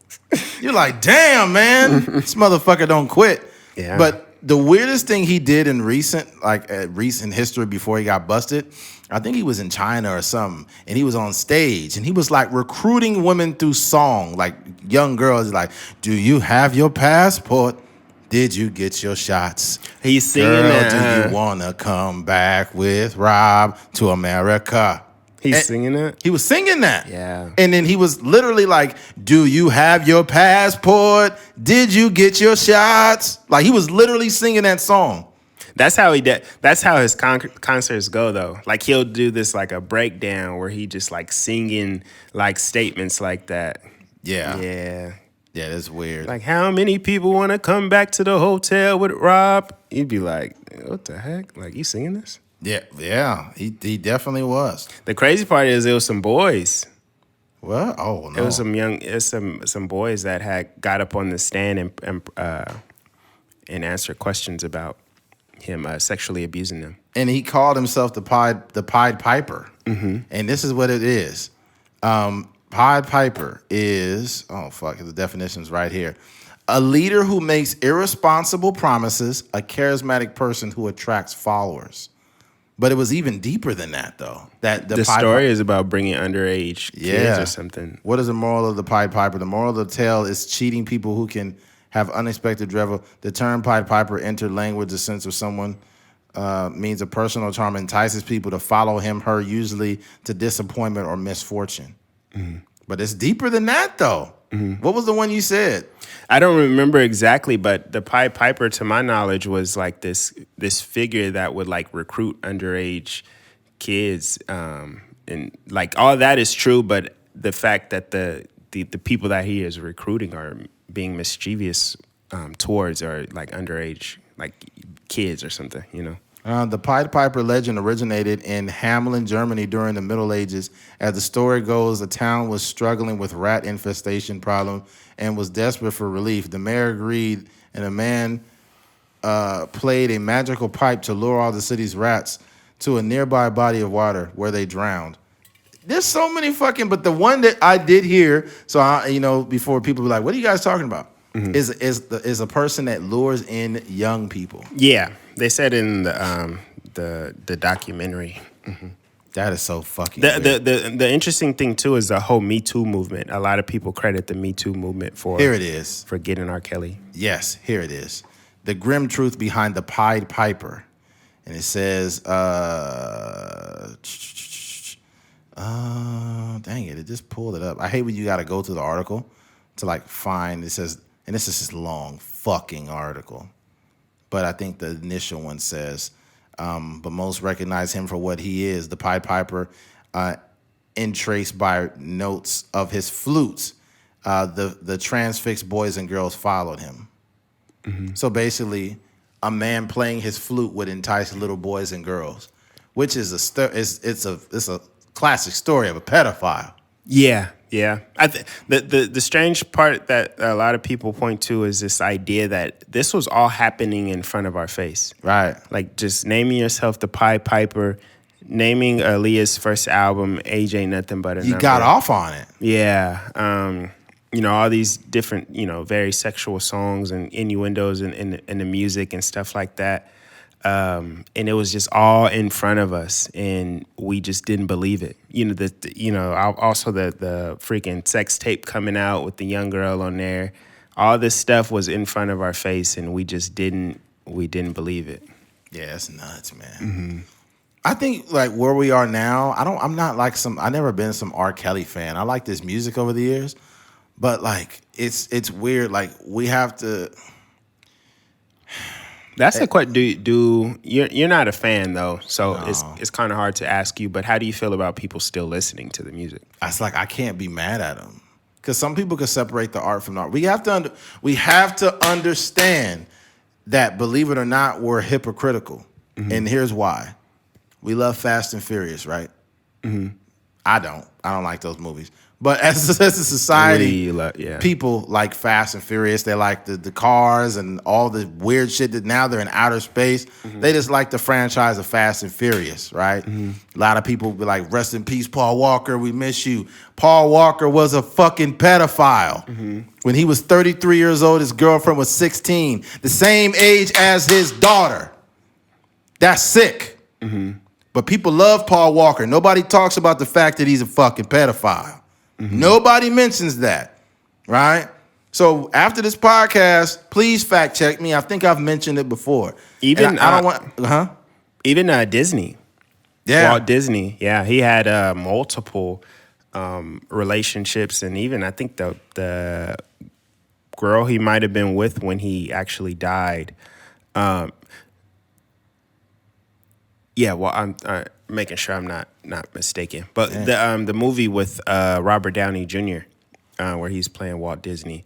I believe Charlie Chaplin was another one, wasn't it? Not Walt. Excuse me. So I'm so sorry. I didn't mean to say that. It's Charlie Chaplin. Charlie Chaplin. Yeah, Charlie Chaplin. He played Charlie Chaplin in the movie. Yeah, but Charlie Chaplin was definitely like when he was maybe he might have been like 60-some years old when he was like. In his last days, his girl was probably like 18 or something like that. God. Yeah, but he had multiple relationships with these young women that were like 16, 17 years old. Sick. And what was with the way they coined it in the movie was that he had this girl back when he was in England or something like that. There was this girl that he liked, but he went to America to pursue acting and directing and stuff like that. And he really liked her a lot. He would write her letters and stuff like that. But when he came back after he was famous, to kind of like rekindle the flame or something like that, she had died from like polio or something. The way they put it in the film was like he kind of like that was like that. It was like a still in his mind. So that capture that. Yeah. So that same he tried to recreate that same type of female, no matter how old he got, whether he was 30, 40, 50 years old. It was always like these very young girls or young-looking girls. That's crazy. Yeah, it was pretty crazy. Another one is like Karl Malone. People don't realize that when he was a grown man, he had a child by a 13-year-old girl. Yeah. Karl Malone, the basketball player from the Utah Jazz, had a kid by a 13-year-old girl, and he was a grown man. I think he was like in college when he had sex with his 13-year-old. And like nobody talks about it. But that's like in the 90s, you could get away with it. Nobody ever even mentioned it was able to be hidden. But yeah, Karl Malone's a fucking pedophile. Paul Walker's a fucking pedophile. And it's not me trying to dig up things on people, and it's like, well, you shouldn't talk about Paul Walker. He's dead, I mean, look, it's a fact that he was a fucking pedophile. It's not me trying to say something bad, but like, for Christ's sake, that's weird, man. But I think the conversation is separating the art from the person. So I think in terms of like me too, like I'm not like the hugest R. Kelly fan. I think he is like as far as like musicians go, he's definitely one of the greatest R&B artists of all time. I think his music was always a little bit too sexual for me. So that's why I never really gravitated towards it. But songs like Step in the Name of Love and I Believe I Can Fly, those are like feel-good songs. And if they came on, I probably wouldn't be a person that's like, yo, turn that music off. We're not listening to that. So, but there's some people that even after he got convicted or whatever, there were people standing outside with the speakers saying like R. Kelly is innocent and still playing his music and blasting his music. All right, just to fact check me, here it is. Walker, 40 years old, apparently left nothing to other family members or his girlfriend, Jasmine Pilchard Pilchard Gosnell, 23, who began dating the actor when she was 16. Meadow grew up in Hawaii, where she lived with her mother, Rebecca Soteros. The girl had been living with her father in California at the time of his death. Mm-hmm. So they had been dating until she turned 23, but they met when she was only 16 years old. So what I'm saying is people have been separating the art from the artist for quite some time and didn't realize it. You did it with Fast and Furious. If you say, I don't support pedophiles, then you wouldn't be watching that franchise, because he was a part of it, right? The same thing with R. Kelly. If R. Kelly's song comes on at a wedding or something, I don't think anybody's going to have too many objections to it. If Step in the Name of Love comes on, you're not thinking about pedophilia when it comes on. Some people, there was a girl, I know she just recently got married, but she made it a point to not play any of his music. She told the DJ not to play any of his music. So that's real. I think people are on the fence about it. I think it's more so because it's current. I think maybe 20 years from now, this whole thing is going to be kind of swept under the rug, and then I think people will, at least the feel good songs. I think let me look at R. Kelly streams and see how many people is muting R. Kelly. They went up, but it's mostly because of attention. Yeah, like they're speaking about him. So All right, R. Kelly, he got 4 million listens a month. 4,968,000. Crazy. He got some hits. Mm-hmm. I'm a Flirt. I Believe I Can Fly. That might be his biggest one. That is his biggest song from this Space Jam soundtrack. I believe I'm in jail. I can't even post no bail. Oh man, that's crazy. People, but yeah, they said his streams went up afterwards. That's crazy, man. Mm-hmm. That's the world we live in. Mm-hmm. Somebody could do something crazy. OJ stabs another person. All of a sudden, you see his Twitter followers go up 10 million. Go more, yeah. They said that he had just settled on a case maybe like a month before winning a Grammy for I Believe I Can Fly. Wow. Yeah. And then, obviously that's his biggest song. So he go on and he might have performed that song, I think at the Grammys or something like that. Wasn't it? That song was on Space Jam. Yeah. Damn. Mm-hmm. It's crazy. That was like the main song on Space Jam. Yeah. It's a great song, too. It's an amazing song. It's a great song. It's hard to delete it's hard to delete something like that. Like, honestly, I could separate the art from the artist, but I'm not listening. I'm not actively looking for R. Kelly. For the thing about it, too, and this is what I thought of independently, but Akash or somebody else had thought of it as well. They were saying, like, when you're streaming his music, like, he doesn't necessarily own his master, so you're not really, like, supporting him. It's a little deeper than that, though. Mm-hmm. I think people more or less, it's like, I don't even want to remotely endorse somebody that did what he did. Yeah. So we don't even want to listen to it. I think it's not even, people aren't looking at the business aspect. It's more or less like the idea of supporting him in any way. Mm-hmm. Like, having your music playing out loud is supporting you. I don't want to even deal with that. Yeah. So I get but that's the thing. Like, obviously we are hypocrites as human beings, but it's about, like, if you're going to do that, you have to do it across the board. Yeah, you do. And I could just give you artists off the top of my head that do some vile stuff, like woman beaters. James Brown beat his girl or his wife. Mm-hmm. Fabulous. Chris Brown is very popular still. Chris Brown is very popular. Beat up Rihanna and some other women. Mm-hmm. He actually getting held accountable. Some girl said she got beat up by him recently. Mm-hmm. Right?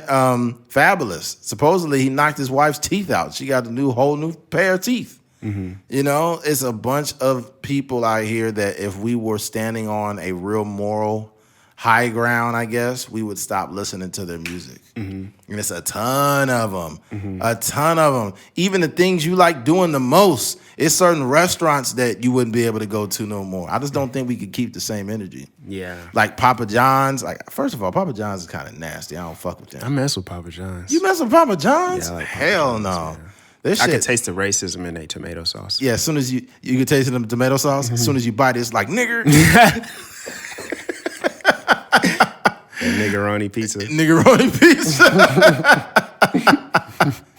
Oh, man. As soon as you open the box, you're like, I ain't racist, but the Confederate flag, ain't nothing wrong with Confederate flag. He'd be like, man, take this pizza back. You open up the box. Blue Lives Matter. Oh, dang. Oh, it'd be hilarious. As soon as you open the box, there's somebody giving a drawn-out explanation. I'm not saying black lives don't matter, but all lives matter. Critical race theory. Critical race theory. I gotta lift the truck. Oh, no. Crazy. That's crazy. Yeah. Good times, man. Yeah. All right. Switching gears and close it out. Moneybagg Yo and his girlfriend, Ari Fletcher. Recently, Moneybagg Yo, who is a rapper, for all those who are wondering what kind of name is that, his girlfriend bought him 28.8 acres of land, and she received some criticism from him.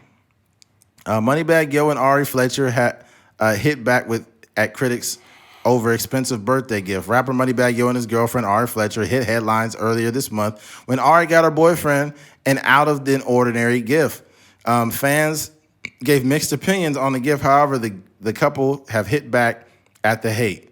The Waukesha rapper recently celebrated his 30th birthday, for which Ari gifted him 28.8 acres of land. The influencer Instagram, oh Lord, these freaking links. The influencer Instagram shouted out her boyfriend and his gift on Instagram, writing, "What do you buy someone that has it all? The gift that keeps giving." All right. She continued, "I've bought you a lifetime of income, literally generational wealth, 28.8 acres of land, baby. I love you. Happy birthday, Moneybagg Yo. At Moneybagg Yo, the deed is yours." He then also took to special media to show off his land, writing, "Not gonna lie, I ain't expect no gift like this. 28.8 acres, 27 football fields worth of land. Sheesh. Fuck. Damn. Man, That's you put a college on there. 27 football fields worth of land. You gave it for show. I love you. Time to start building and make more millions. New levels. Bag day," he finished. Okay. Now, here's where the backlash is coming from. God damn, that's a huge gift. Jesus Christ. How many football fields? 27. Damn. Whoo, damn. That's a lot of wild, land. yeah. That's a lot of fucking land. Like when you put it that way, ooh. Okay. The backlash is coming from, it's this panel of women that speak. It's called The Real. There's nothing real about that show. But there was some women that had objections to it. Like, people need to stop acting married or doing married stuff when they're just in relationships. And this is too big of a gift. And she should have not did this or that. I don't see a problem with it, and here's why. I think when you love somebody and they're worth it, it depends on the value of the relationship overall. And if you say that it's a problem doing that, why is it okay? And by the way, I want to give credit to the Brilliant Idiots podcast because I did hear them say this. I don't want to do the plagiarism podcast stuff, but they made a point. And it's like, if there's no objections to women getting Birkin bags and motherfucking cars, things that depreciate in value all the time, then if there's no problem with that, why is there a problem with buying something that will generationally increase in value? Yeah. And it's something that it's literally generational wealth. Yeah. Why is that a problem? You know what I mean? And if she did that and it was from her heart, then I think that's a beautiful thing. And by the way, either she's got a lot of money, because I don't know what she does. She's an influencer, I believe. I have no idea. All I know is she got him a fucking massive gift. She got some money though. Yeah, that's oh my God, that is massive. And you know what she did though? I think she low key bought her way into marriage. But what I will tell Moneybagg Yo is this: get that prenup, dog. She bought him land. Why she gonna get a prenup? Ah, that's true. But I don't know. She got bread though, and he got bread. I don't know, man. I would do it just to make Just to be safe, I guess. Yeah, I mean, I would do it regardless. But I'm just saying, as far as like, she's not a gold digger. She bought that with her own money. Yeah, that's true. You can't say that's that. That's a lot of land. It doesn't apply to her because she's bought him fucking 28 acres of land. 27 football fields. Yeah, so you can't, but it's like, fuck, do you even get a prenup now? I don't, the thing about it, like the whole like, you know, don't, that's what married women should be, don't do what married, whatever she said. It's, what if they don't want to get married? What if they don't? Not only that, it would honestly would be a better business decision not to get married. People say it's better to get married, but it's like, damn, like if this shit don't work out, now we got a whole nother fucking problem. Mm-hmm. You know what I mean? Mm-hmm. Mm-hmm. But more importantly, I'm gonna keep it real. How can you ever be a husband or a wife when you don't do things that husbands and wives do? Yeah, you can't just turn on a switch and be like, oh, now I'm going to cook for my husband, or now I'm going to buy things for him. Yeah, just. Yeah. Now I'm going to give head now. People like, you should have been giving me head when we first met. There's probably somebody that think that. I ain't giving no head unless somebody put a ring on it. Look, I hate to say this. This is going to sound very like misogynistic and fucked up, but hey, look here. You guys know my heart. God know my heart. Yeah, you guys know my heart. If a chick said, I'm not giving head till I get married, you ain't never getting married. We gotta test the head out now. You gotta get ahead of the game before. Yeah. Imagine if a dude said, I ain't going down on nobody but my wife. We gotta be married for me to go down on you. Yeah, there's some niggas that believe that. That's ridiculous. Yeah. Remember DJ Khaled said that he didn't go down on women? Mm-hmm. That's childish. Yeah, he too big not to give no. Yeah, like, come on, man. Who do you think you are? Girls out. Yeah. To be real, dude, we're not pleasing women as much as we think we are with just dick. That's not enough. You gotta do some extras. Especially DJ Khaled. I know he be getting tired. Yeah, you're big. You're looking like that, acting like you, like, come on, man. Mm-hmm. I guess you're so rich and you have status, but she ain't getting no kind of pleasure. Mm-hmm. And all she do is hear you yell during sex like, I'm the best. I'm about to come. Another one. Another bust. Yeah, but I think the thing is, like, first of all, like there's a lot of traditions that don't make sense when you actually think about them. Right? So this idea that like you have to like change the way you approach a relationship when you're married versus when you're just in the dating phase, like that doesn't make sense. Like, for her, there's nothing at all wrong with buying her boyfriend, land. If she got the money, it's just, and like you said, it's a gift. It's actually a very intelligent gift because no one had a problem when Quavo bought Saweetie the car. Everybody was like, oh my gosh, they're so in love. I wish I was like that. He took that motherfucker back. Yeah, exactly. So, but when it comes to the land is one thing, but I think the reason I appreciate the whole situation the most is because it shows some financial literacy. Yes. It's like you said, it's not just buying a car. It's not just buying some sort of piece of jewelry or something like that. It's similar to like when the girl had bought the dude an apartment complex for his birthday. Yeah. Obviously that dude didn't appreciate it, but I just think those gifts are so dope because it shows like they're thinking on another level. That's another level. Yeah, exactly. Yep. We're like, just as a whole, we're more financially literate. We have Earn Your Leisure podcast. You have guys out here that are speaking candidly about finances and credit scores and buying property and stuff like that. I just think it shows a real maturity. Remember when that girl bought her boyfriend a rental property and he was mad because he didn't get he wanted a watch or something. He wanted a watch. Mm-hmm. She's fucking up. Sometimes what women don't realize is they're dating men that are way beneath them. Mm-hmm. I don't know if you guys do it on purpose or if you're just stupid. I don't know. Mm-hmm. But if you dating a dude and you try to give him a rental property and he gets mad at you because he wanted a watch, you have no business ever being with a guy like that.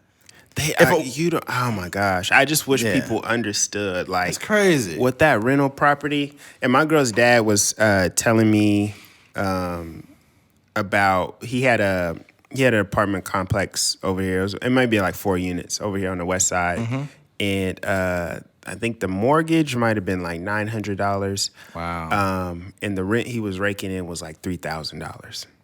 So imagine every single month you just getting $2,100, and it's just like adding up, and it's just happening over the course of so many months and years and making stuff money like in that. your sleep. Yeah, you're gonna be able to freaking buy that watch tenfold in a matter of months. So it's just like I just wish that we didn't have that ignorant mentality that that some of us do. That's fucking ignorant. Here's the thing. If I'm with a chick and she buys me a rental property, I'm going to get that rental property right, make money off it, probably end up selling it, doing whatever, just finding a way to make more, and then I'm going to buy her 2 rental properties. Yeah. That's how you do it. When a woman treats you like that and she buy you 28 acres of land, right? Then you maybe a couple years around, you turn around, you get her 50. You know the craziest part? That the majority of reasons why people get divorces over finances, right? Right. What she essentially did was eliminate that out the bruh. gate. Yeah. Bruh. If you ain't got to worry about no money or paying bills or anything like that, she got her own money. And then also you have a opportunity where y'all could build apartments on that land and I don't even know how the land look, or even if you flip it and sell it 10 years down the line, you've eliminated a huge part of the reason why people don't even get to the marriage phase or get divorced. Bro, she brought that man's net worth up without him doing shit. Yeah. That's fucking crazy. That's crazy for a woman to consider you like that, right? And he was blown away by it. So his reception to it was mature. Yeah, he understood really loved the it. magnitude of that. Yeah, I'm glad he was receptive of it. Yeah, and you know what too? When a woman comes into a man's life and does something like that, you know what it does? It makes him evaluate his friends more. Facts. Because now it's like we just had that conversation off air. Yeah. So it's like I had a woman. You got a woman that come into your life and get you 28 acres of land, and then you look at your homies, and they ain't got nothing, not even close. I'm not saying that they need to buy you land, but it's like if the dudes that's kind of just around and they're not really contributing like that, now your wife or the girl that you with has priority over all of them. Yeah, facts. All of them. Because they ain't bringing them to the table. Yeah, so now when she says something, things will be a little bit different. Like, hey, your homeboy that's been around for a while, he's not contributing. I really don't like him being around. And then he a leech. Yeah, he a leech. I don't like him. Now, there's some shit that women will tell you, and it'll be on point, and you don't catch it till later. And you don't be knowing. And in this case, it's gonna make him be like, yeah, I can't be around this person. Because a person that will buy you 28 fucking acres of land that's telling you somebody ain't right, I think this is a whole nother level of trust. You gotta put more trust. That's the thing about like relationships and even friendships. Like that trust is like you said, is built over time. Right. But also, people have it's small sample sizes of affirmation, I guess. Right. So, maybe it's like it could be a small situation, like, hey, something about maybe clothes or something like that. Hey, I know you think you'll look good in this, but when we get to such and such, it's going to be real cold. You should bring a sweater or something like that. And then maybe they don't listen to you. And then they get there and they be like, dang, you right. I should have listened to you. Right. And then they be like, dang, you was right about that. It's something small, but you was right. And then it could be something a little bit bigger, like, hey, don't get this car. I checked it out. It's a little bit, it's some oil leaking here and there, or, it's a lot of miles on it. Don't get it. And then she end up buying the car that, you tell her to. And then 5 years down the line, you like, dang, you was right. I'm glad I got this car. I've been rocking with this car for so many years and stuff like that. Right. And then, you just kind of build that cachet in your relationship. And I think that's super important. Hell yeah. Definitely, man. But I think just we have to like I said before, we have to like question tradition, because there's a lot of old heads, and even in my situation, like me and my girl just bought a house together, right? Which some people may think like, and you always hear the question like, are you going to get married, or like are you sure this is the right person, and all these kind of conversations. And it's just like, you're only asking that because it's a traditional thing. Like, you know, you get married, you have the kids, you buy a house, the white picket fence and all this kind of stuff. But I think that, first of all, like tradition is cool, but it's only cool to me if it makes sense. Like it has to make logical sense for me to understand that. And then also like for me, like I don't know when I'm going to get married. I don't think like the average person can say like, oh, when I turn 31, I'm going to get married on this date, right? But I do know that I'm a business-minded person, and I'm very like aggressive when it comes to like the things that I want. So in my mind, I knew that I am more ready to purchase a property than I am to get married. But also I know that I'm not just out here trying to purchase a property with somebody that I don't think I'll be in a relationship with. There you go. You know what I mean? So I just think like, you know, for us out there, we just got to like think about stuff differently. Like, you know. Yeah, I think that everyone has the equivalent, obviously not in size, but everyone has an equivalence to Ari Fletcher that they can do for their significant other. And it's a risk, I guess you can say. But I believe that you have no business being with someone if you can't help them be a better person. So if you are with someone and it's your girlfriend, you guys been rocking out for a while, you trust her, you've seen her in enough scenarios, not to mention that your judgment that you have good judgment of people prior to even being with your girlfriend or whomever. You like, you know what? I could see myself doing this venture or this with this person. And it's not stupid. It's not like it. It's a contribution to that person's life and to your own. So you look at the pros and cons, and it's like, it's no different than me and Keith getting a property. Yeah. It's the same shit.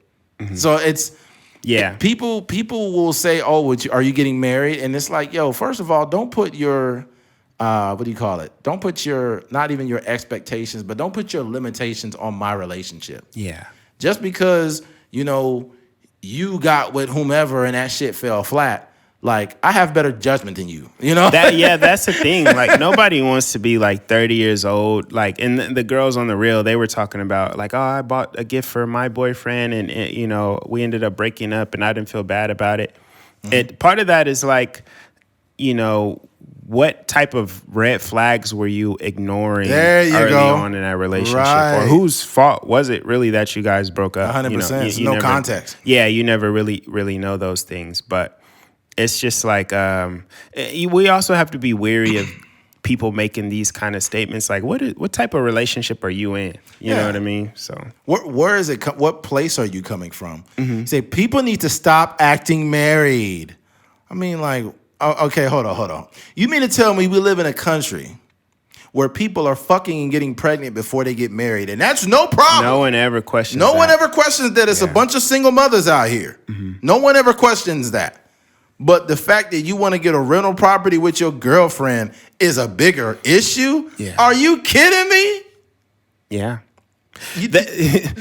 I don't even want to go into that because I could probably. But I'll say this. This is another thing too, and it's just us as people where, you know, we have a very hypocritical nature about us, where like having a kid by somebody, especially like when you have a kid by, let's say women have a kid by a dude, he ain't really fit to be a father, right?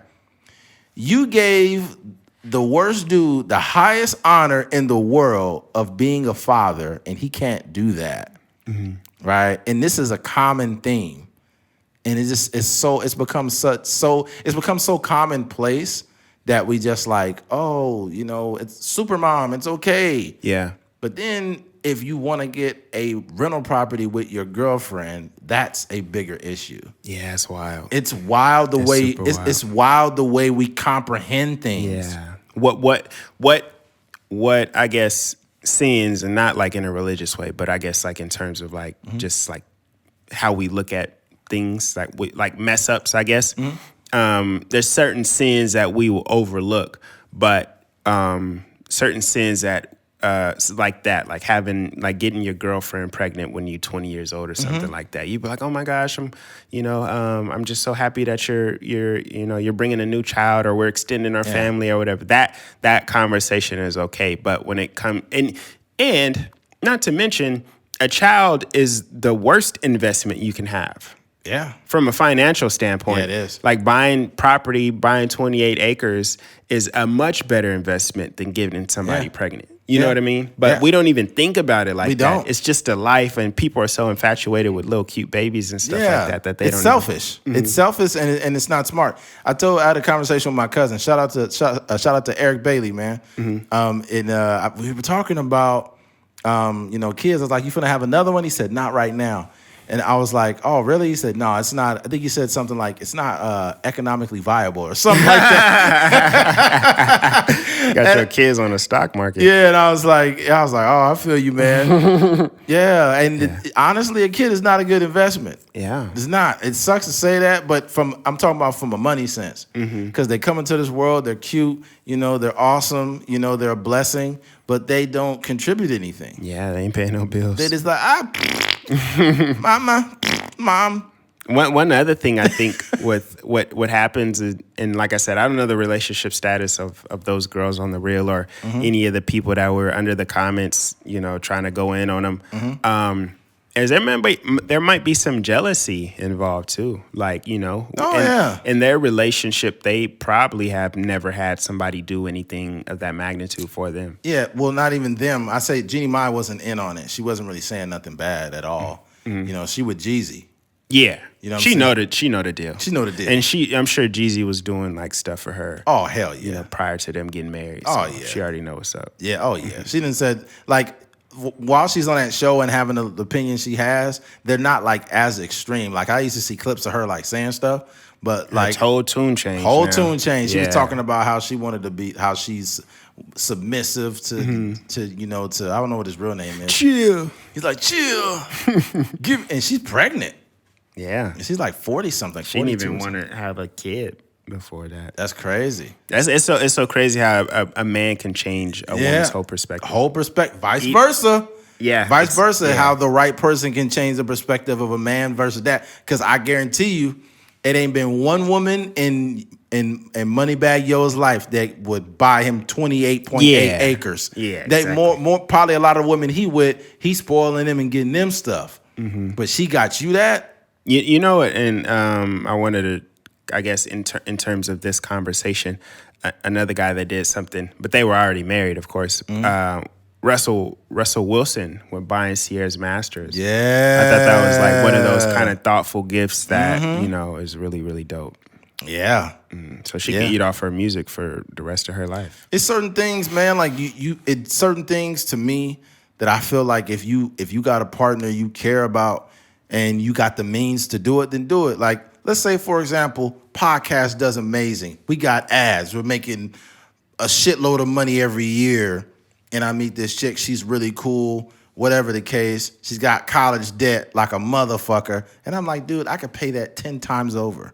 Let me go ahead and pay off that $200,000 college debt. People be like, why would you do that, man? Why would you pay somebody else's debt? That's not your debt. But that's my girl. That might potentially be my wife. Yeah. I'm making that investment from my heart. Right?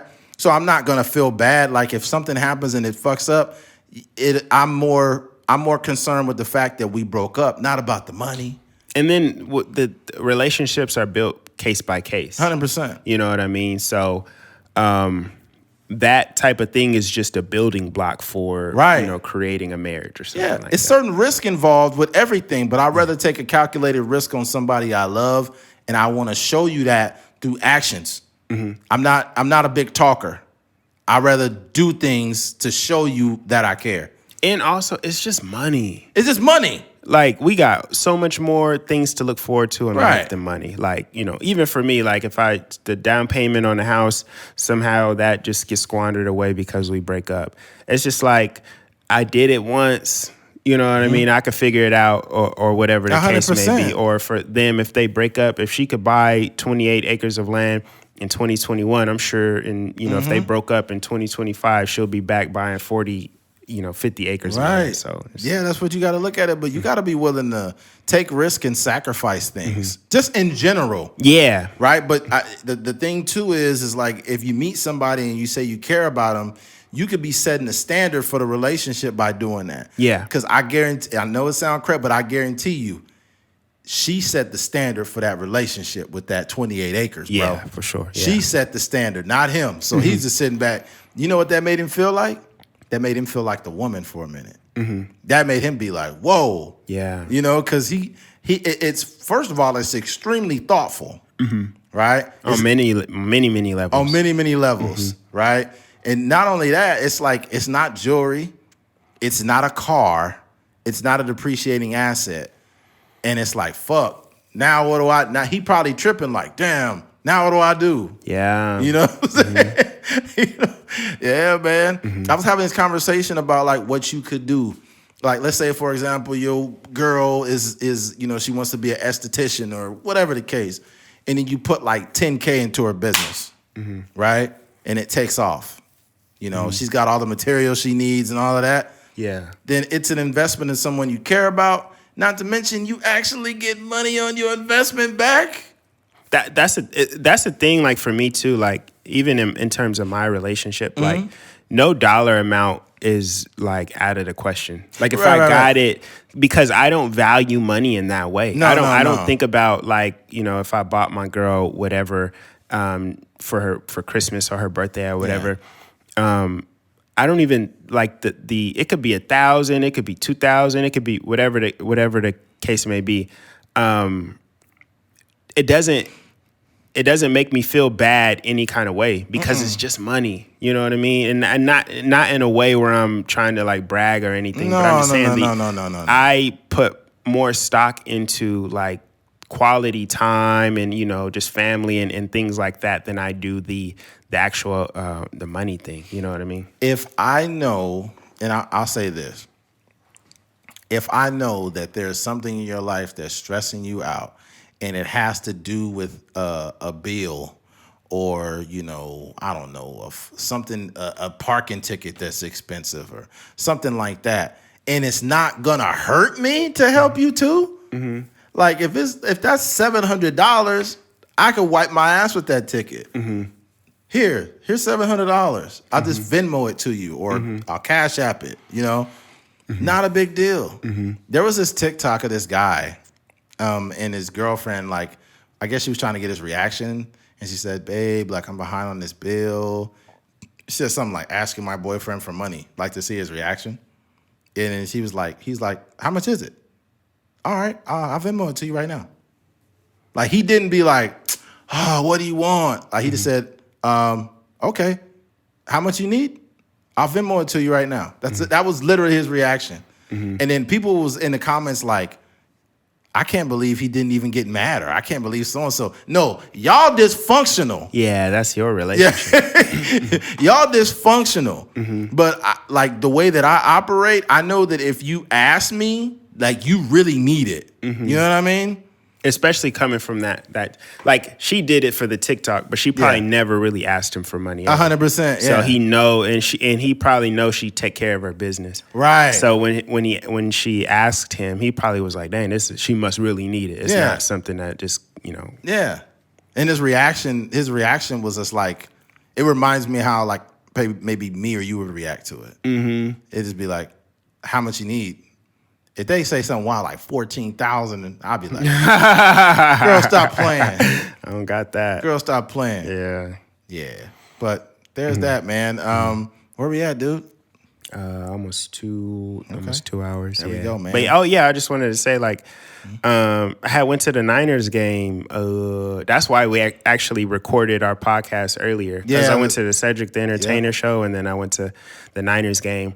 And it was just a dope experience. And Eddie was texting me, and he was watching the game, and some of my aunts and stuff were watching the game, and they were texting me like during the game and stuff. But it's I would just say like for everybody out there, I only went to a Clippers game before as far as basketball goes, so I can't say what the energy is like in a basketball arena, like a legit like Lakers game, playoff game or something like that. But I think it was 800 and something days from the last time that fans were able to be in the stadium last week for the Green Bay Packers.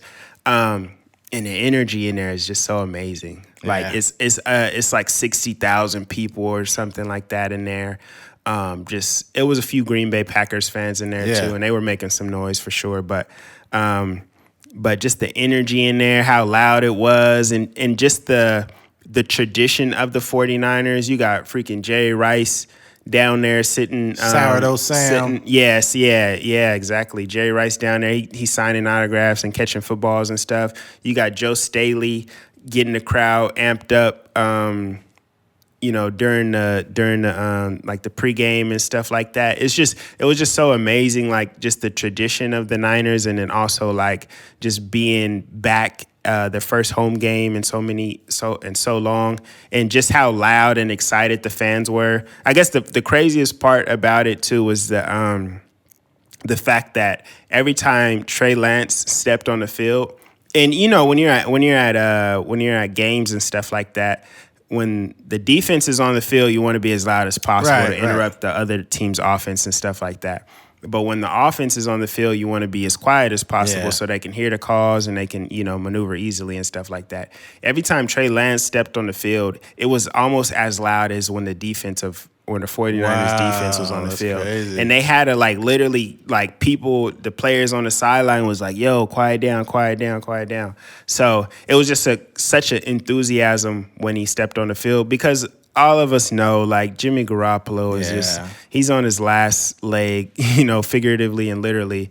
And Trey Lance is going to be the guy. It's just amazing energy. I guess, for any, listeners out there, and definitely Eddie, me and Eddie got to hit a game for sure. Yeah, definitely. But it's just that energy is unmatched, man. Yeah, man. Mm-hmm. Well, definitely got to get to a Niner game soon. Yeah. Mm-hmm. Yep. Well, if you made it to the end of this podcast, man, we appreciate you for listening. Thank you for listening to a Trucker's Mind podcast. I'm Eddie McGee. It's your boy K Things. We're out of here. Peace.